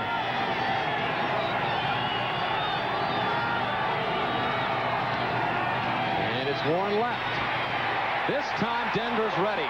Steve Atwater was the first to put the wraps on Warren. Oh boy. Second leading tackler for the Broncos, Steve Atwater, in his 6th year out of Arkansas, former #1 pick in '89. Do you think he was a little agitated about the last play, getting run over? Comes up this time and just lays the brick to him.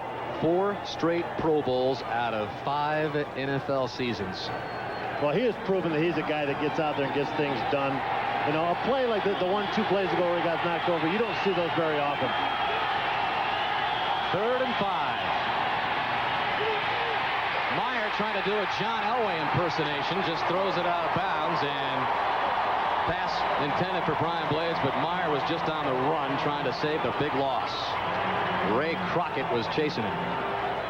Well, great job by Crockett. When he saw him start to wheel out of the pocket, Crockett came out. He knew he had coverage over the top, so his zone would be covered by a safety or linebacker covering over the top. Crockett comes up, puts the hit on Mirer. So Seattle in punt formation again. This has to be one of Rick Meyer's most dismal performances in his young NFL career. He's not getting a lot of help at times from the offensive line. What a booming punt by Rick Tootin, and Milburn is backed up. And he'll get to just the 12. 61-yard boot by Rick Tootin, who comes into the game as the leading punter in the NFL with a 38-yard net average. Just improved it there. At that point, as Elway gets it out of the backfield to Leonard Russell. First down yardage. He's up to the 28. Well, you know what? I also dressed in that locker room, Dan. Well, you know, much later, obviously. But there weren't third floors then. Well, they had renovated. And, you know, as you pan over to the right, too, there's some doors that goes back into that area. But they had renovated and actually had seeded the ground, and so we had a grass floor. Oh, come on. It was very nice. You're kidding. We liked like walking around our bare feet, you know, those grass to our toes. No, I'm kidding. By the way, Oakland won that game 38-14. And a little delay, shovel to Glenn Milburn. Milburn on the loose across the 45. That's part of the jet offense that the Broncos hoped would work. Well, the thing you got to that people have to know in this jet offense, out of the shotgun, you think all they can do is run a draw. No, they got a draw. They've got a shovel pass, which they use a lot. And finally, we're seeing Glenn Milburn, who we felt and were told was going to be a big part of this, not just on third downs, but on first downs also. And here you see his ability to run, his style. 19 yards for Milburn.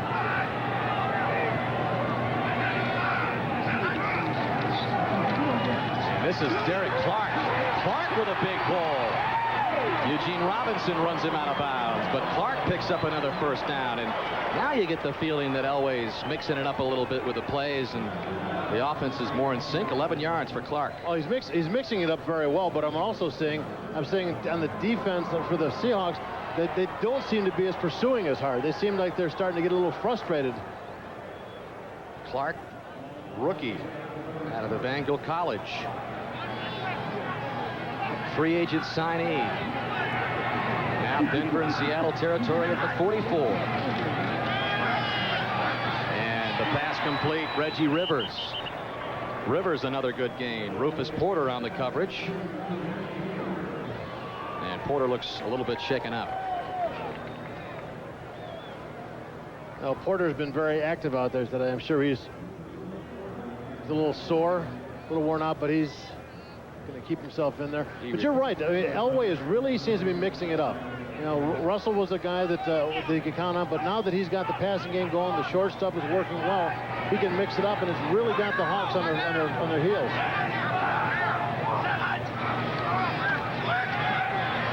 Elway has his man, Derek Russell.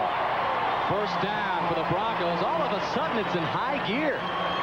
Orlando Waters runs Russell out of bounds. Now, this is the Denver Bronco offense that has actually been shoved down my personal throat a number of times. Thanks for the memories. Plenty of time sitting in there. The offensive line giving him great time. And John, you can see him looking. He's got great vision, looking all over the field, seeing which receivers are open and picking his man and going with the deep ones now instead of just the short ones to the flat. Elway, lots of time. Decides to try to muscle it down in the right corner. Derek Russell out there, but never had a shot. Robert Blackman was back there in the coverage of Russell. Well, he knew he was pressured there. He knew he didn't have much sort of time to hold on to the ball. It wasn't a clean shot for the run. He had to take that throw. You know, that's a safe throw to make, going to the sidelines there. You throw it in front of your receiver. If he makes a good reception, is able to snag it and keep his feet in, you're a hero. If not, you've thrown the ball away and have saved the down. At the Seahawks 25, second and 10. Time in the world for Elway. And again, pretty much the same result. Good coverage by the Seahawks secondary. Elway had about 30 seconds back there, it seemed. But did he miss somebody? Well, you know, that's the nature of this offense. It's a timing pattern offense. Shannon Sharp, you see, wide open. He finishes his route and realizes, well, I got to keep moving, find an open spot. But you know what? That's the nature of this attack. It's timing patterns. John will go out, look for his first receiver. If he's not open, he goes to the second. If he's not open, he goes to the third. And he'll find the first open receiver in progression and throw it to him. Trying to to convert on third down. The ball deflected at the line of scrimmage. Russell, the intended receiver, Derrick. And here comes the field goal unit. 4th and 10.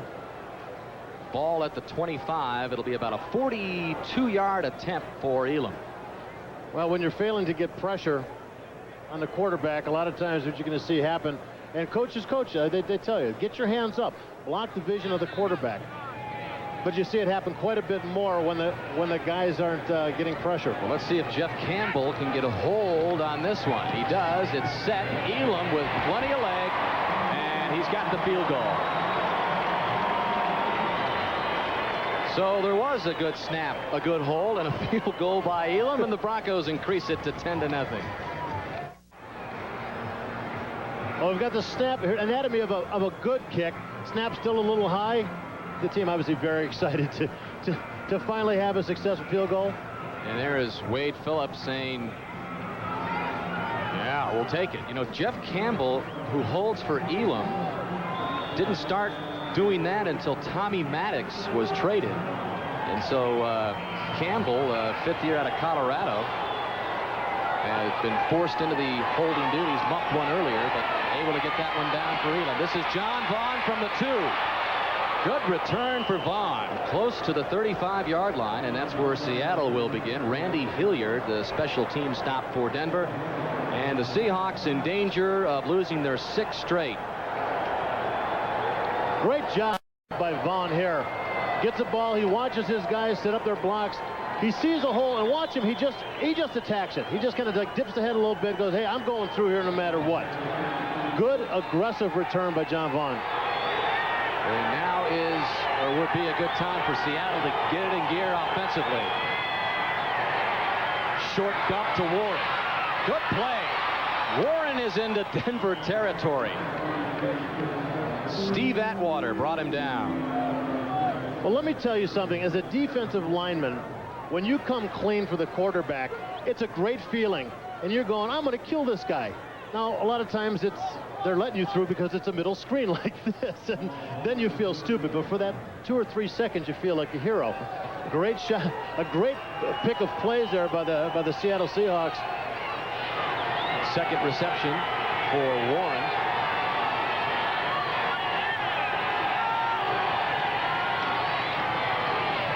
And here's Warren on the run. Good yardage for him. He's up to about the 43. So it's been all Chris Warren. Great job by Warren running around the outside. A little something here. Watch Ballard, the offensive tackle, with the right ear screen. His blocking technique here. Oh, is that blocking? No, I think that's holding. But if the ref doesn't see it, it ain't holding. 76 yards. Rushing total now for Warren. 2nd down and 3 after his 7-yard gain. And Meyer, the quick slant to Kelvin Martin for the 1st down. That was in sync. Well, we're seeing a totally different attack right now. Before, he was throwing the deep ones, the intermediate routes that just weren't working. He was way off. We saw earlier in the drive earlier the quick slant completion, starting to get the confidence back. Here you see the same thing, quick 3-step drop, and you just pump it to the guy.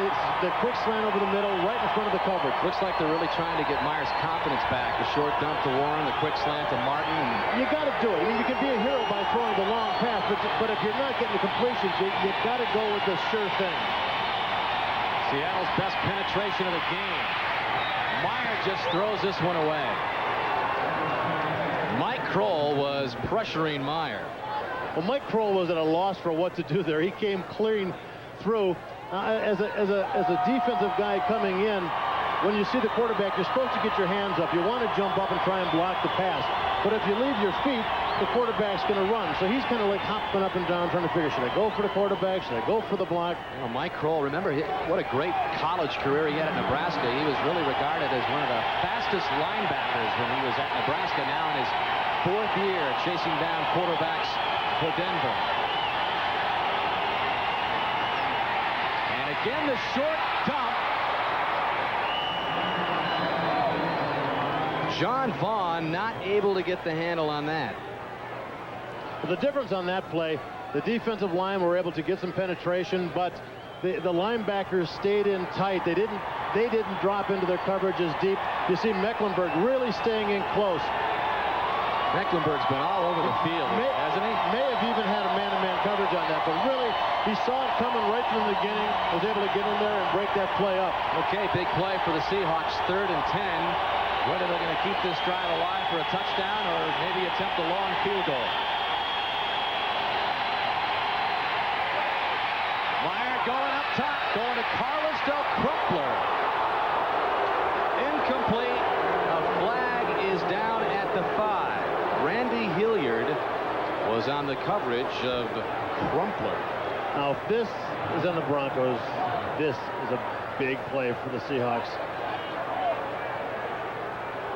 It was very difficult. They're running shoulder to shoulder down the field. From our angle, we couldn't really see what was going on inside.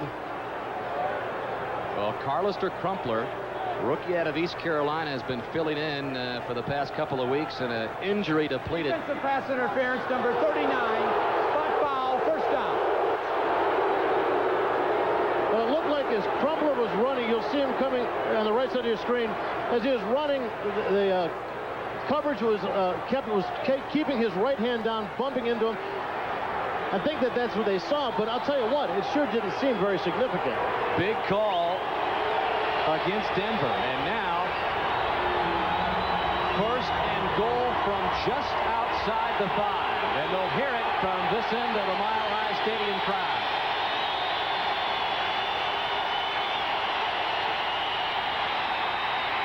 Myers, pass incomplete.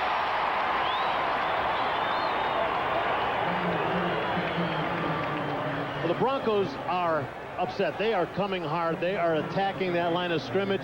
They are attacking anybody who looks like they might be getting ready to catch a ball. Good pressure up front. Blitz from the outside. Kelvin Martin juggling act there as Randy Hilliard again involved defensively. 2nd and goal.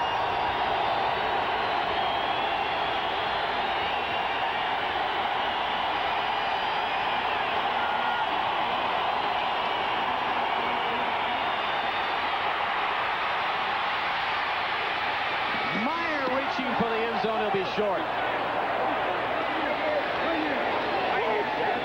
Ray Crockett forcing Meyer out of bounds, and Rick Meyer didn't want to score there. He looked vertical as he reached for the end zone stripe. Well, good pressure outside, both by Simon Fletcher and Shane Dronette.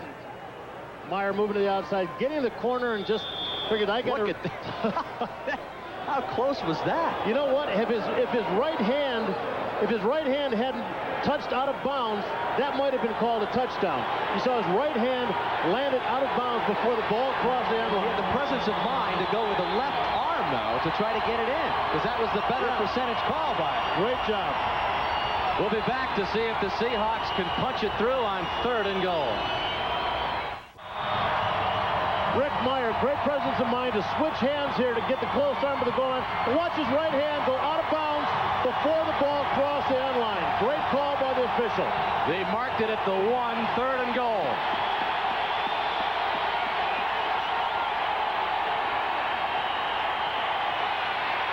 To the end zone, knocked down. 4th and goal for Tom Flores now, and it's decision time. Well, it looks like Big Ted Washington in the middle. You know, that's kind of interesting. I mean, their running game is what's been getting them going. Their short passing game that has been kind of iffy, just coming around. Why would they go to a pass in a situation where the run has been working so well, especially when you've got Chris Warren running so well? In 2 cracks to get 1 yard. Yeah. But now they'll take no chances and get the sure field goal, but field goals today have been anything but sure. Right. You know, you go with what you can get, but it's still a close game, so it's a good choice just going for the field goal. This will be a 20-yard chip shot. And Casey punches it through. So Seattle, with 1 minute and 58 seconds left in the 3rd quarter, gets on the board for the first time today, but they trail by a touchdown. Let's take a break, send it back to our New York studios, and Greg Gumbel. Greg. All right, Dan, at Lambeau Field in Green Bay, The Packers have regained the lead. Brett Favre, 17 yards to Anthony Morgan. There in the final minute and change of the third quarter, the Packers lead the New York Jets 14-10. Dan and Bob, back to you. All right, thank you, Greg. Seattle back in the game now, trying to break a 5-game losing streak. The Denver Broncos just 1-3 at home this season at Mile High, and that does not speak very highly of a team which has had such a great home field advantage. One of the best in the NFL over the years. Look at the stands. I mean, these guys at 3-6, and they still filling the place up. But you know what?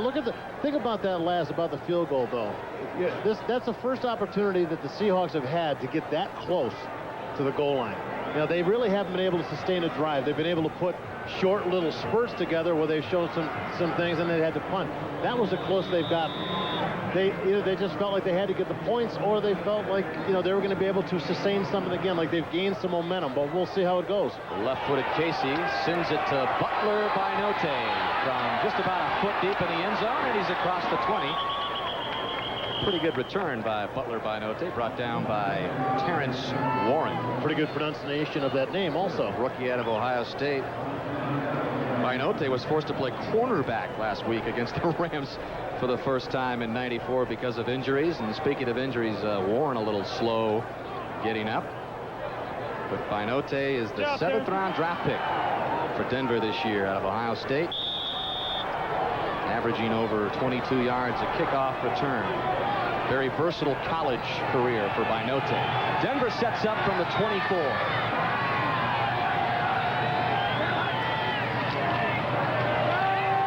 Elway just seems to feel the pressure behind him, and just before it gets there, gets it away to Milburn.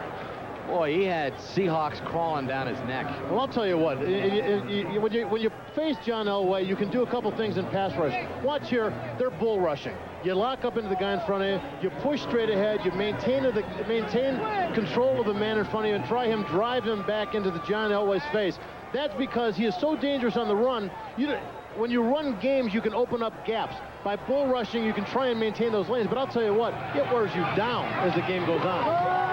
Russell. Seattle ready for him at the line of scrimmage, drives him back. But another perfect example of Elway seeming to sense any pressure. That was Michael McCrary on the last play, but boy, pleasure to watch. You just do not see those kinds of instincts. You know what, you call it instinct, but when you got a guy with that sweaty and that bad breath breathing down your neck, it's a little bit more than instinct. You got a guy out there working for 2 hours, sweating this stuff. It doesn't take a psychic to notice somebody there. 3rd and 4. Okay, we'll take your word for that one, Bob. That was one of them, Dan. Well, he smells them now, but he gets out across the 30. Finds his way to what appears to be another first down. Look at Elway's even smiling after that scramble. Cortez Kennedy chasing him down as the final seconds tick off. Well, I think John really, he senses the team really coming together and starting to get some consistency. And he's starting to feel good about himself. It looks like he's kind of like feeling like he's a kid again. The little cuts and swerves and dragging guys with him. Playing a great game. End of the third quarter. Denver 10-3. We'll be right back after these messages from your local station. Beginning of the fourth quarter, 1st and 10 for the Broncos. They lead at 10-3. And Milburn. Nowhere to run. Carlton Gray and Bob Spitulski made sure of it. Well, very slow hitting running play out of the Jet package. Basically kind of trying to run it a little bit like one of those counter tray OTs where you bring the backside people around to block, do the stutter step by the running back, but it was just so slow in developing. Gave the defense all kinds of time to figure it out. Loss of 2, 2nd down and 12. Elway into the flats. Milburn with another try from the left side, and maybe a yard, if any. Orlando Waters and McCluen out there to meet it. Well, the unfortunate thing is, as a guy who, when you go out there and you do well and you perform, you start to draw attention to yourself. Here, Milburn having the ball thrown to him, two guys very quick. They see him out in the flat. They know that he's going to be the guy they're going to. And he's most dangerous. They got to get two guys up on him, especially when you dump him the ball in the flat like that, because he can move. No gain, 3rd and 12.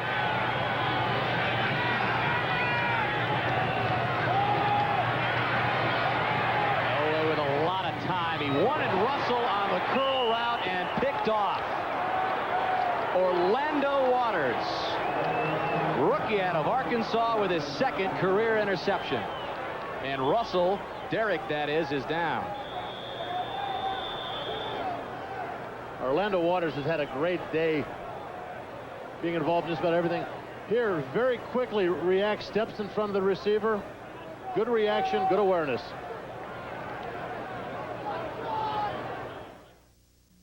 The NFL on NBC is brought to you by Dr. Pepper and your local Dr. Pepper bottler. Dr. Pepper is just what the doctor orders. By the American Express card. Don't leave home without it.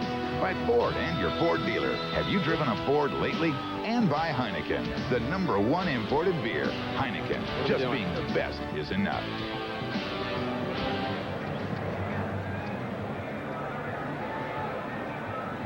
Well, here's the interception that John Elway just experienced. Ball thrown to Derek Russell.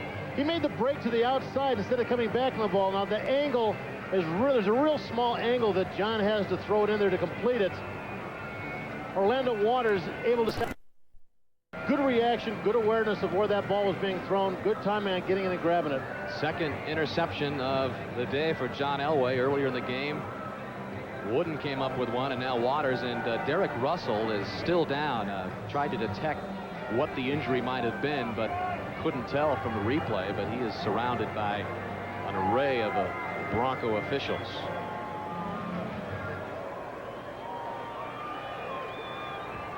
Denver leading at 10-3, 13:58 left in the final quarter. As we take another look at Russell.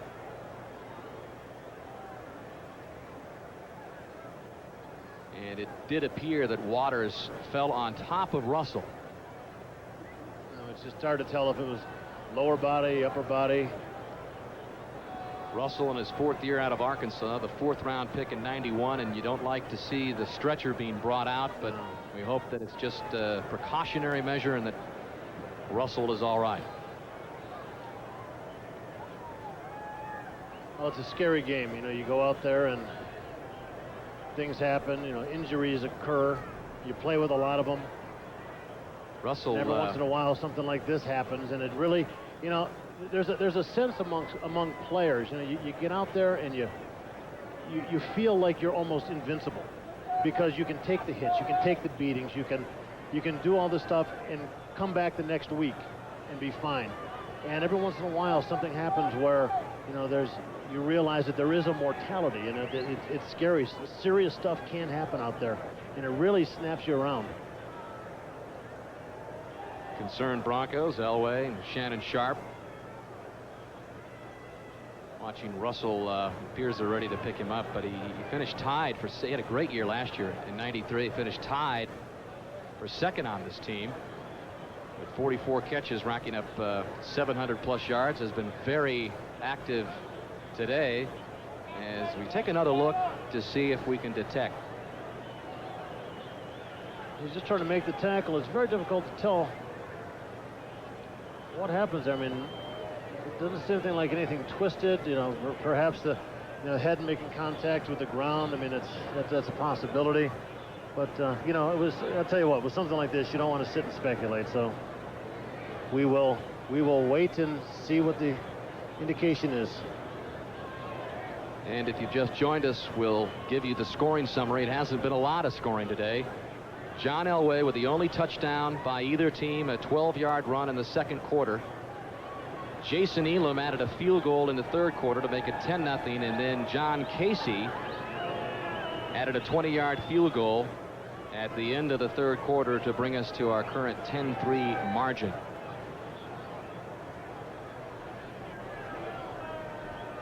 We're going to take a break. We'll check on the condition of Derek Russell and try to have more information when we return. The The NFL on NBC is brought to you by Domino's Pizza. Call now and ask for our football special. When it's got to be good and it's got to be now, it's got to be Domino's. Very quiet the last several minutes before now the applause for Derek Russell as he is taken off in the stretcher. They have mobilized his head, so that it appears that they're concerned about that part, perhaps. But as you said, Bob, a scary moment and not worth speculating at this point as to the condition of Derek Russell.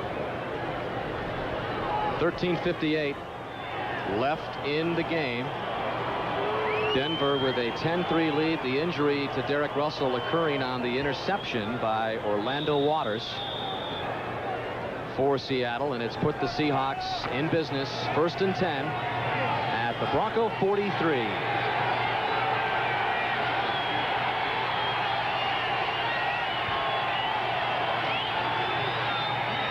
Flips it out to Warren. Warren is turned around at about the 30 or 41-yard line. Randy Hilliard on the stop of Warren. Warren on the ground, Warren through the air today. It's been a big day for Chris Warren. We talked about him coming in. He's been one of the bright spots for the team this year. Unfortunately, you can't thrive on just one bright spot. Making the move. You know, that's what's great about him. He has the size to run people over, but he also has the quickness to juke those little cornerbacks when they come up and try and make the hit. Warren on the ground, breaks loose into the Broncos secondary. 1st down, all the way down to the Denver 28.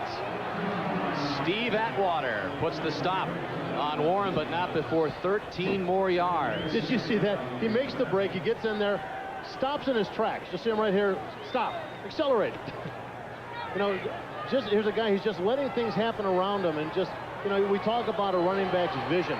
You know, it's something that you can talk about, but you don't really understand. You know, when you're running through carrying the ball, everybody's trying to hit you. A lot of times you don't see it. These guys see everything. Well over the 100-yard line, rushing and receiving for Warren. This time out of the backfield is Steve Smith. And Smith, another 1st down for Seattle. Atwater again ran him out of bounds. We got a flag down the line of scrimmage. The Broncos are indicating it's against the Seahawks. Here's the little short dump pass to Steve Smith in a flat. Here's a guy that will hurt you if you Illegal motion. Number 89 offense was moving forward at the snap while he was in motion. One of the few times we've called Brian Blades' number, but I think he's just getting anxious. Not for a reception. It's amazing, a guy, you know, you're looking for tools and looking for bright spots in an offense to get something generated. Brian Blades is a guy that has always been there, except today. A neck injury for Derek Russell. They don't know how serious it is, but they are taking all the precautionary measures. 1st and 15 for Meyer. Martin makes the reception. Well, that's Ray Crockett on the stop. That's the pass that started the beginning of this half, that started getting his confidence back. That little quick slant over the middle, 3-step drop by Meyer, identical to the one that started off this half. Martin gains 5, and 2nd down and 5. Ball at the 23 of Denver. Broncos lead it by 7. 11:52 left.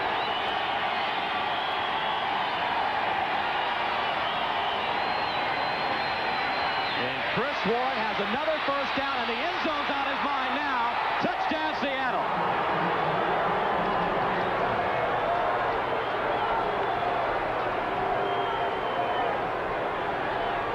Seventh rushing touchdown of the year for Chris Warren. 8th overall. And we can't talk enough about this guy. He sees the blocks, he watches them develop, and just runs away from people. He finds the best angle. You see him once he breaks into the open.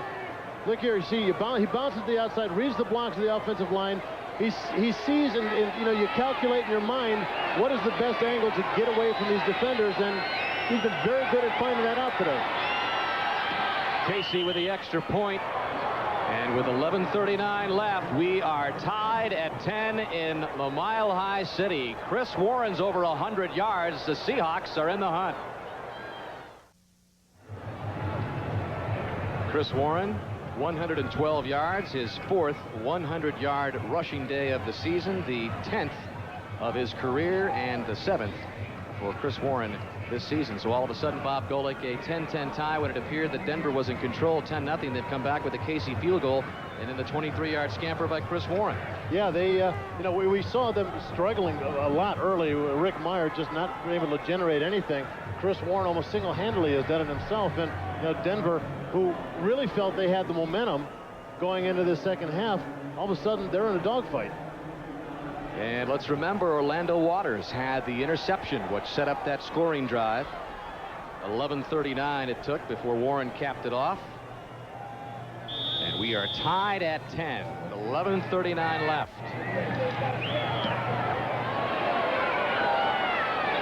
Well over the head of Glenn Milburn. Did Casey get into that one? Is that the altitude of Denver? A little bit of an adrenaline rush. Yeah, that's it. It's the thin air. Well, John Elway's not through. There's a lot of time left, 11:33 to go, and the Denver offense seems to be a little bit more in sync. Well, he's the guy that has always done it in the past. You know, he's the guy that could come in with just about any small amount of time left, and he could bring the team back. Cedric Tillman is split wide to the right. Derek Russell injured and out of the game. Broncos from the 20. Leonard Russell still going to the 40. Gain of 20 for Leonard Russell. Eugene Robinson ran him out of bounds, and Russell is slow to get up. Well, it's the battle of the big backs. See who can get the most yardage. Again, Russell bouncing to the outside. Great block by Anthony Miller to help pop him, giving him about an extra 10 yards. But look at it from the end zone. Again, you know, it's hard for a defense when the ball starts at one point there. Obviously, it was supposed to start right up the middle. But when you bounce it outside, it becomes all reaction. And if a team doesn't play where they're stay in their gaps where they're supposed to stay, you know, there's going to be big plays like this scored against them. You mentioned the battle of the big backs. Leonard Russell is set to go over the 100-yard mark. Chris Warren already is there. Derek Clark now the single setback. Quick kick, wide open. Shannon Sharp spinning his way close to midfield. Close to a first down. Terry Wooden made the stop. Third catch of the afternoon for Sharp. Well, Shannon Sharp, he's an amazing guy. He really loves this game, and he's playing with the pain. Here we see Terry Wooden dropping back in his zone. He picks up Shannon Sharp crossing, making the play. You know what? I think that if we had a healthy Shannon Sharp, we would have seen a little bit of a move there and possibly pick up a little more yardage. We saw his frustration in getting up, that he wasn't able to get it and get the first down. Fake to Clark. Over the middle is Clark. Clark got 5 more yards before he's brought down by Rod Stevens. Clark, the free agent rookie, came into the ball game with only 3 receptions, adding to his total here. Started week 3 for the injured Rod Bernstein.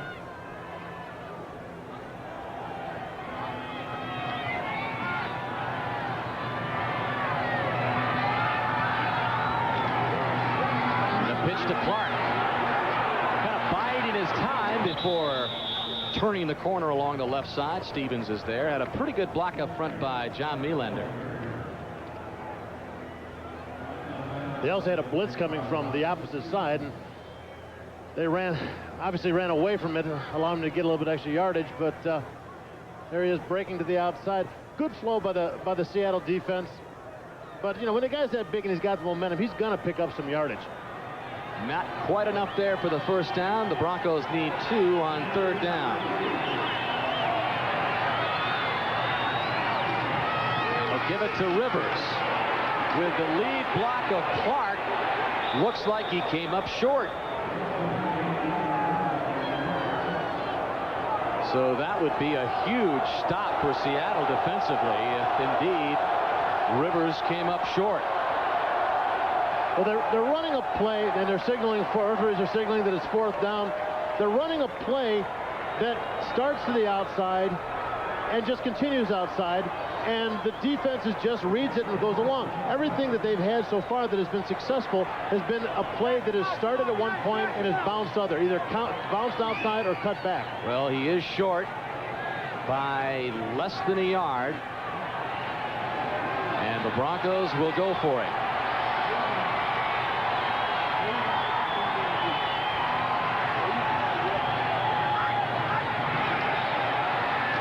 Russell get a chance at it. He might have been stopped. The flag is thrown down.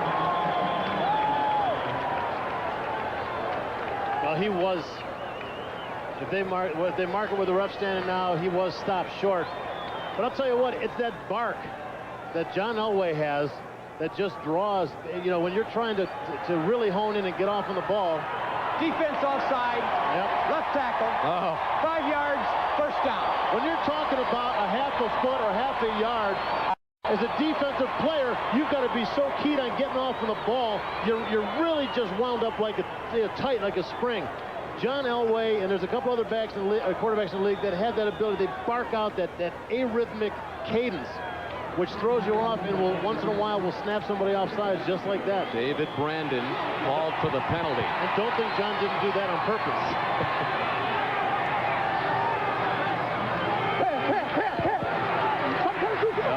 Sets complete.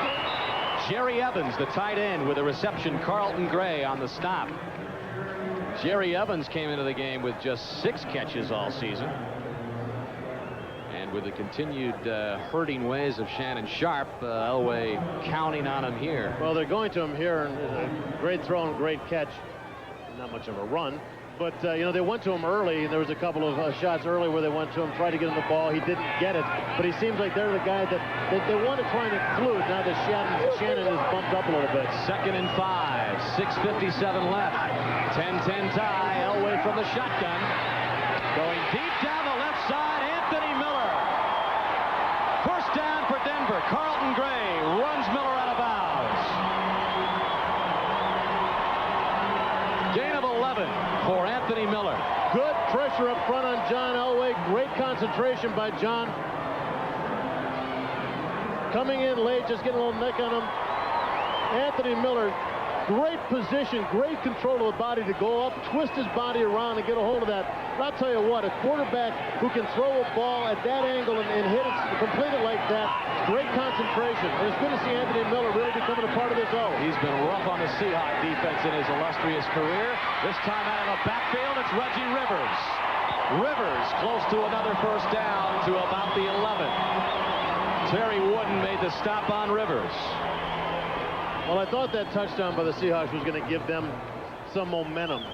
You know, tying it up with the last fourth quarter like this, I thought it would really bring them back. But the Broncos at this point are mixing things up so well that they've got the Seahawks just guessing at what's going to come next. 2nd and short. A long one. And Russell has the first down inside the 5. Did he get in? Yes.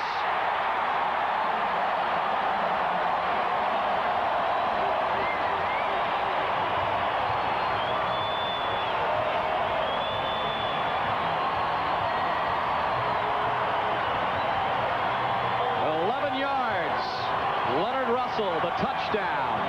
5:43 left. Denver retakes the lead. Well, this is it. This is what I said before. This is what's working. Give it to him. Let him start at the middle of the line. Then bounce the ball to where the openings are. There you see him fighting and squirming, reaching out, getting the ball over the goal line.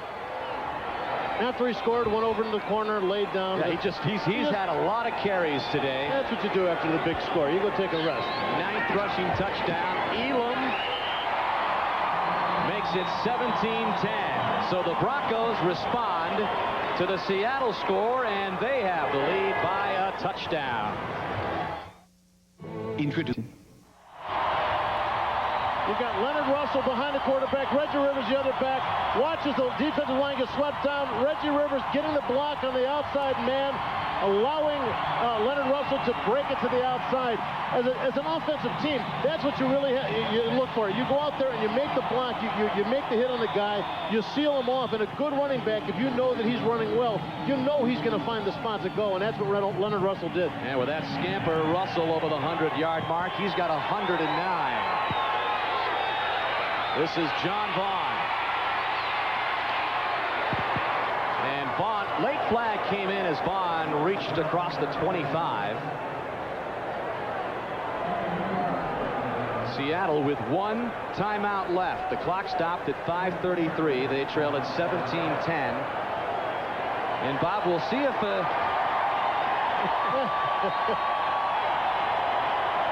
got a big future ahead of him. number 7, but of a little smaller proportions. Somebody better holding during the return, number 33, 10 yards from the end of the run, first down. Now, did you see that flag came from a long way away? Now, I think the rule of thumb should be if the referee can't throw the flag to the point of the infraction, that means he's too far away to see it. I think it's a good rule of thumb. Maybe next year at their owners' meetings they'll talk about it. Maybe you can get on the rules committee. If you can't hit the infraction with your flag, then you can't see it. Okay, here we go. Seattle from the 14. Rick Meyer in a venue which has been made legendary, famous by John Elway's comebacks. Let's see what the second-year player can do.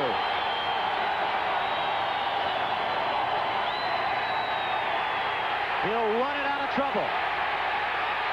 And finds Ronette for more trouble and throw it away. So good job by Meyer not only to escape the pressure, but throw the ball away and give his team another shot on 2nd and 10.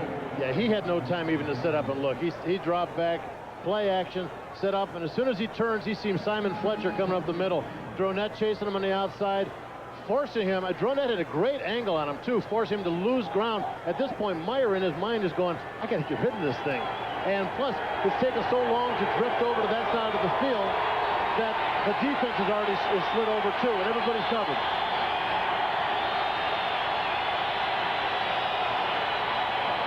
Another flag is thrown as Brian Blades makes the reception, but one in the defensive secondary of Denver and another along the line of scrimmage, and Larry Nemmers will sort it out again.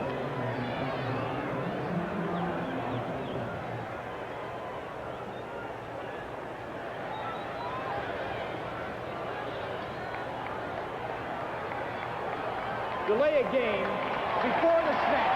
That's a 5-yard penalty. It'll still be 2nd down. Seahawks. There's no flag by the umpire on the play. No foul. Not doing themselves any favors as far as giving Meyer a chance to lead this late comeback. Well, you mentioned here's a guy, can he start to establish a legend of his own as a second-year player? And so far, so bad.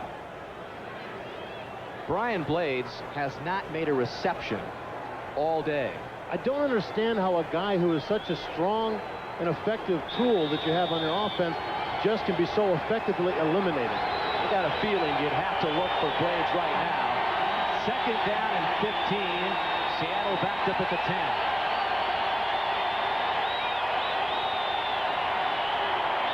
More flags. It looked like the offensive left side of the line moved, and Ray Roberts may get called for it.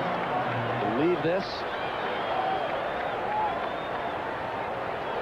Pretty soon they're going to be in the end zone. Ball start prior to the snap. 73. 5 yards. Still 2nd down. Tom Flores can't believe it.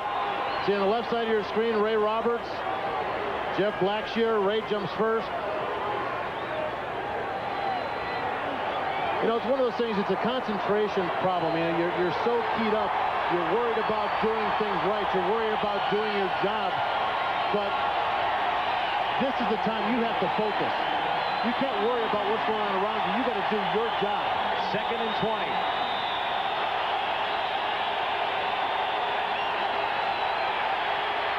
Meyer just dumps it to Warren. He'll get a big chunk of it back and more. He's going to get the first down across the 30, 40. Randy Hilliard chased Warren, but not before a huge gain. 51-yard scamper by Chris Warren.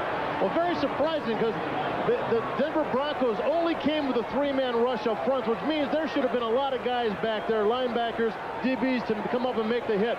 Great block by Donaldson there. You're going to see Paul Green come in there, get a block on the outside, letting him break to the outside and pick up the yardage. Chris Warren, you know, normally they get knocked out of bounds. I think at this point, as Clint Eastwood said, a man's got to know his limitations and just kind of hit it pretty out of bounds. Under 5 minutes, Steve Smith gives Warren a breather. Big play. Seattle was backed up at its own 5, 2nd down and 20, and Warren gives them more than breathing room. He gets them into Denver territory as the clock ticks down with 4:40 left. You know, going back to that play, that big game by Warren, it was such a team effort on that one. He caught that ball, and obviously he's a guy that can make the run himself, but there were some big blocks by Green, by Ray Donaldson, by the other offensive lineman up front that really sprung him.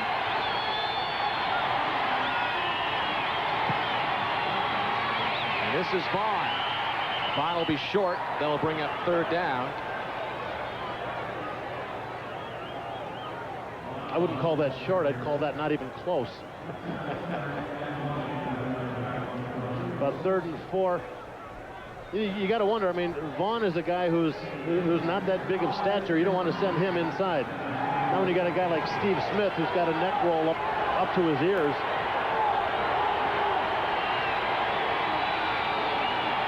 Third down. They're calling it 3.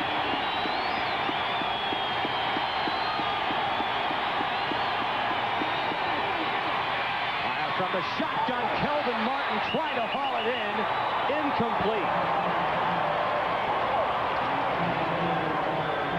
Well, Martin was spun around a little bit, but by the frustration, he seems to feel that he should have had it. Well, he's a professional. He goes out there. He knows that there's going to be times that the balls aren't going to come to him like they do at practice when you're playing catch. He's frustrated at that, but you also got to look at Rick Meyer, who's still just a little bit off. Seahawks with 3:35 left. Go for it on 4th and a long 3.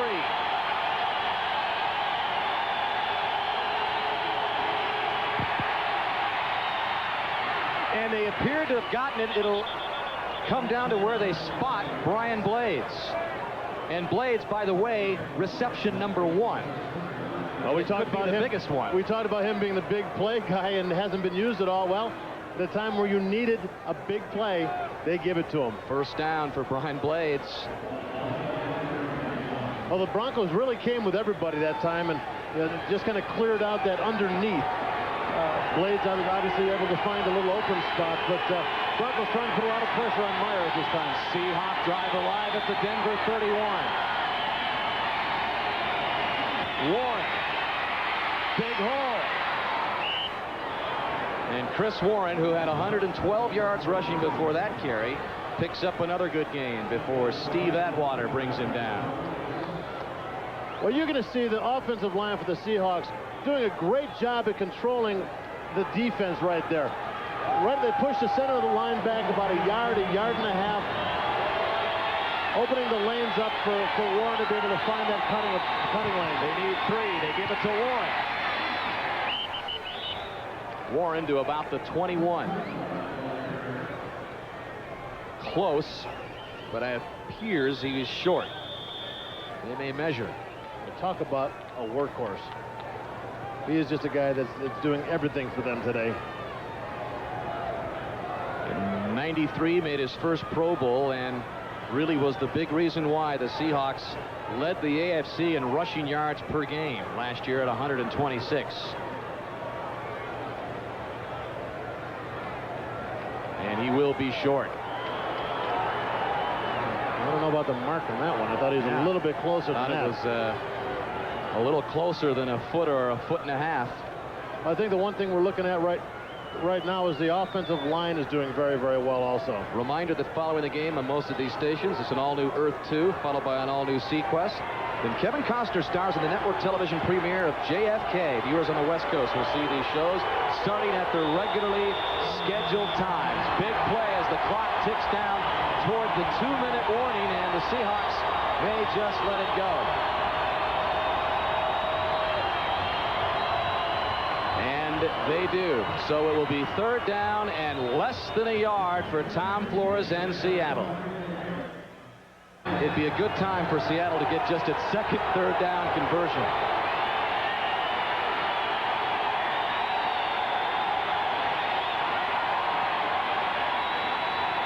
Warren tries to get it. Denver's there to meet him. He's going to be short. Elijah Alexander, the first to meet Warren. And he lost a yard, maybe. The clock continuing to wind down. The Seahawks with 1 timeout left. The Broncos brought everybody up on that line of scrimmage. They didn't anticipate any kind of a throw. Now, we were talking before we went going, should they maybe dump it off real quick? And I'm thinking, I hate that, but it might have worked out. The end zone, but here's the big play now. 4th and 2.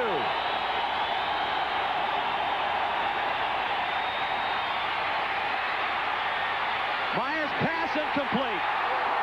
Denver takes over on downs.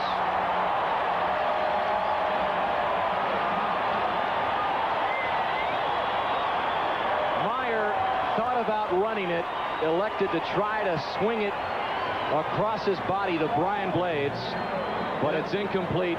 You know, I never wanted to be one of those guys that second guess, but he should have gone. He should have run. He should have run with it.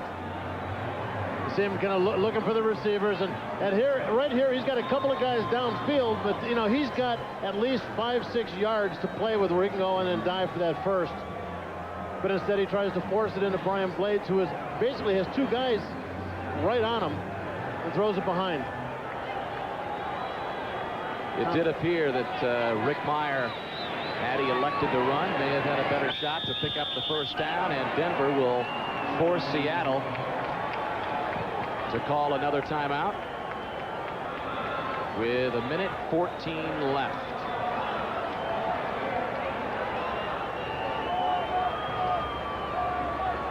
Well, I'll tell you what, you know, we gotta pick an MVP for the game. We like Chris Warren, but you know what?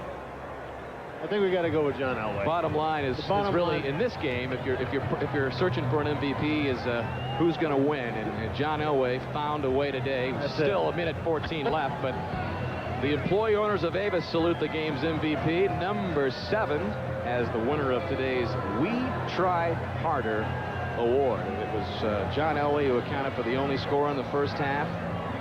And when things seem to be caving in on Denver, it's always John Elway that seems to carry the team on his shoulder and it really another victory. And you know, a lot of people have been down on him this year because they feel that he hasn't had the magic that he had before. He hasn't been able to have the comebacks that he was so famous for, those 33 times that we have recorded. But he's still a guy that goes out there and leads that team and gets it done. And how good is he? We name him our MVP despite throwing a couple of interceptions.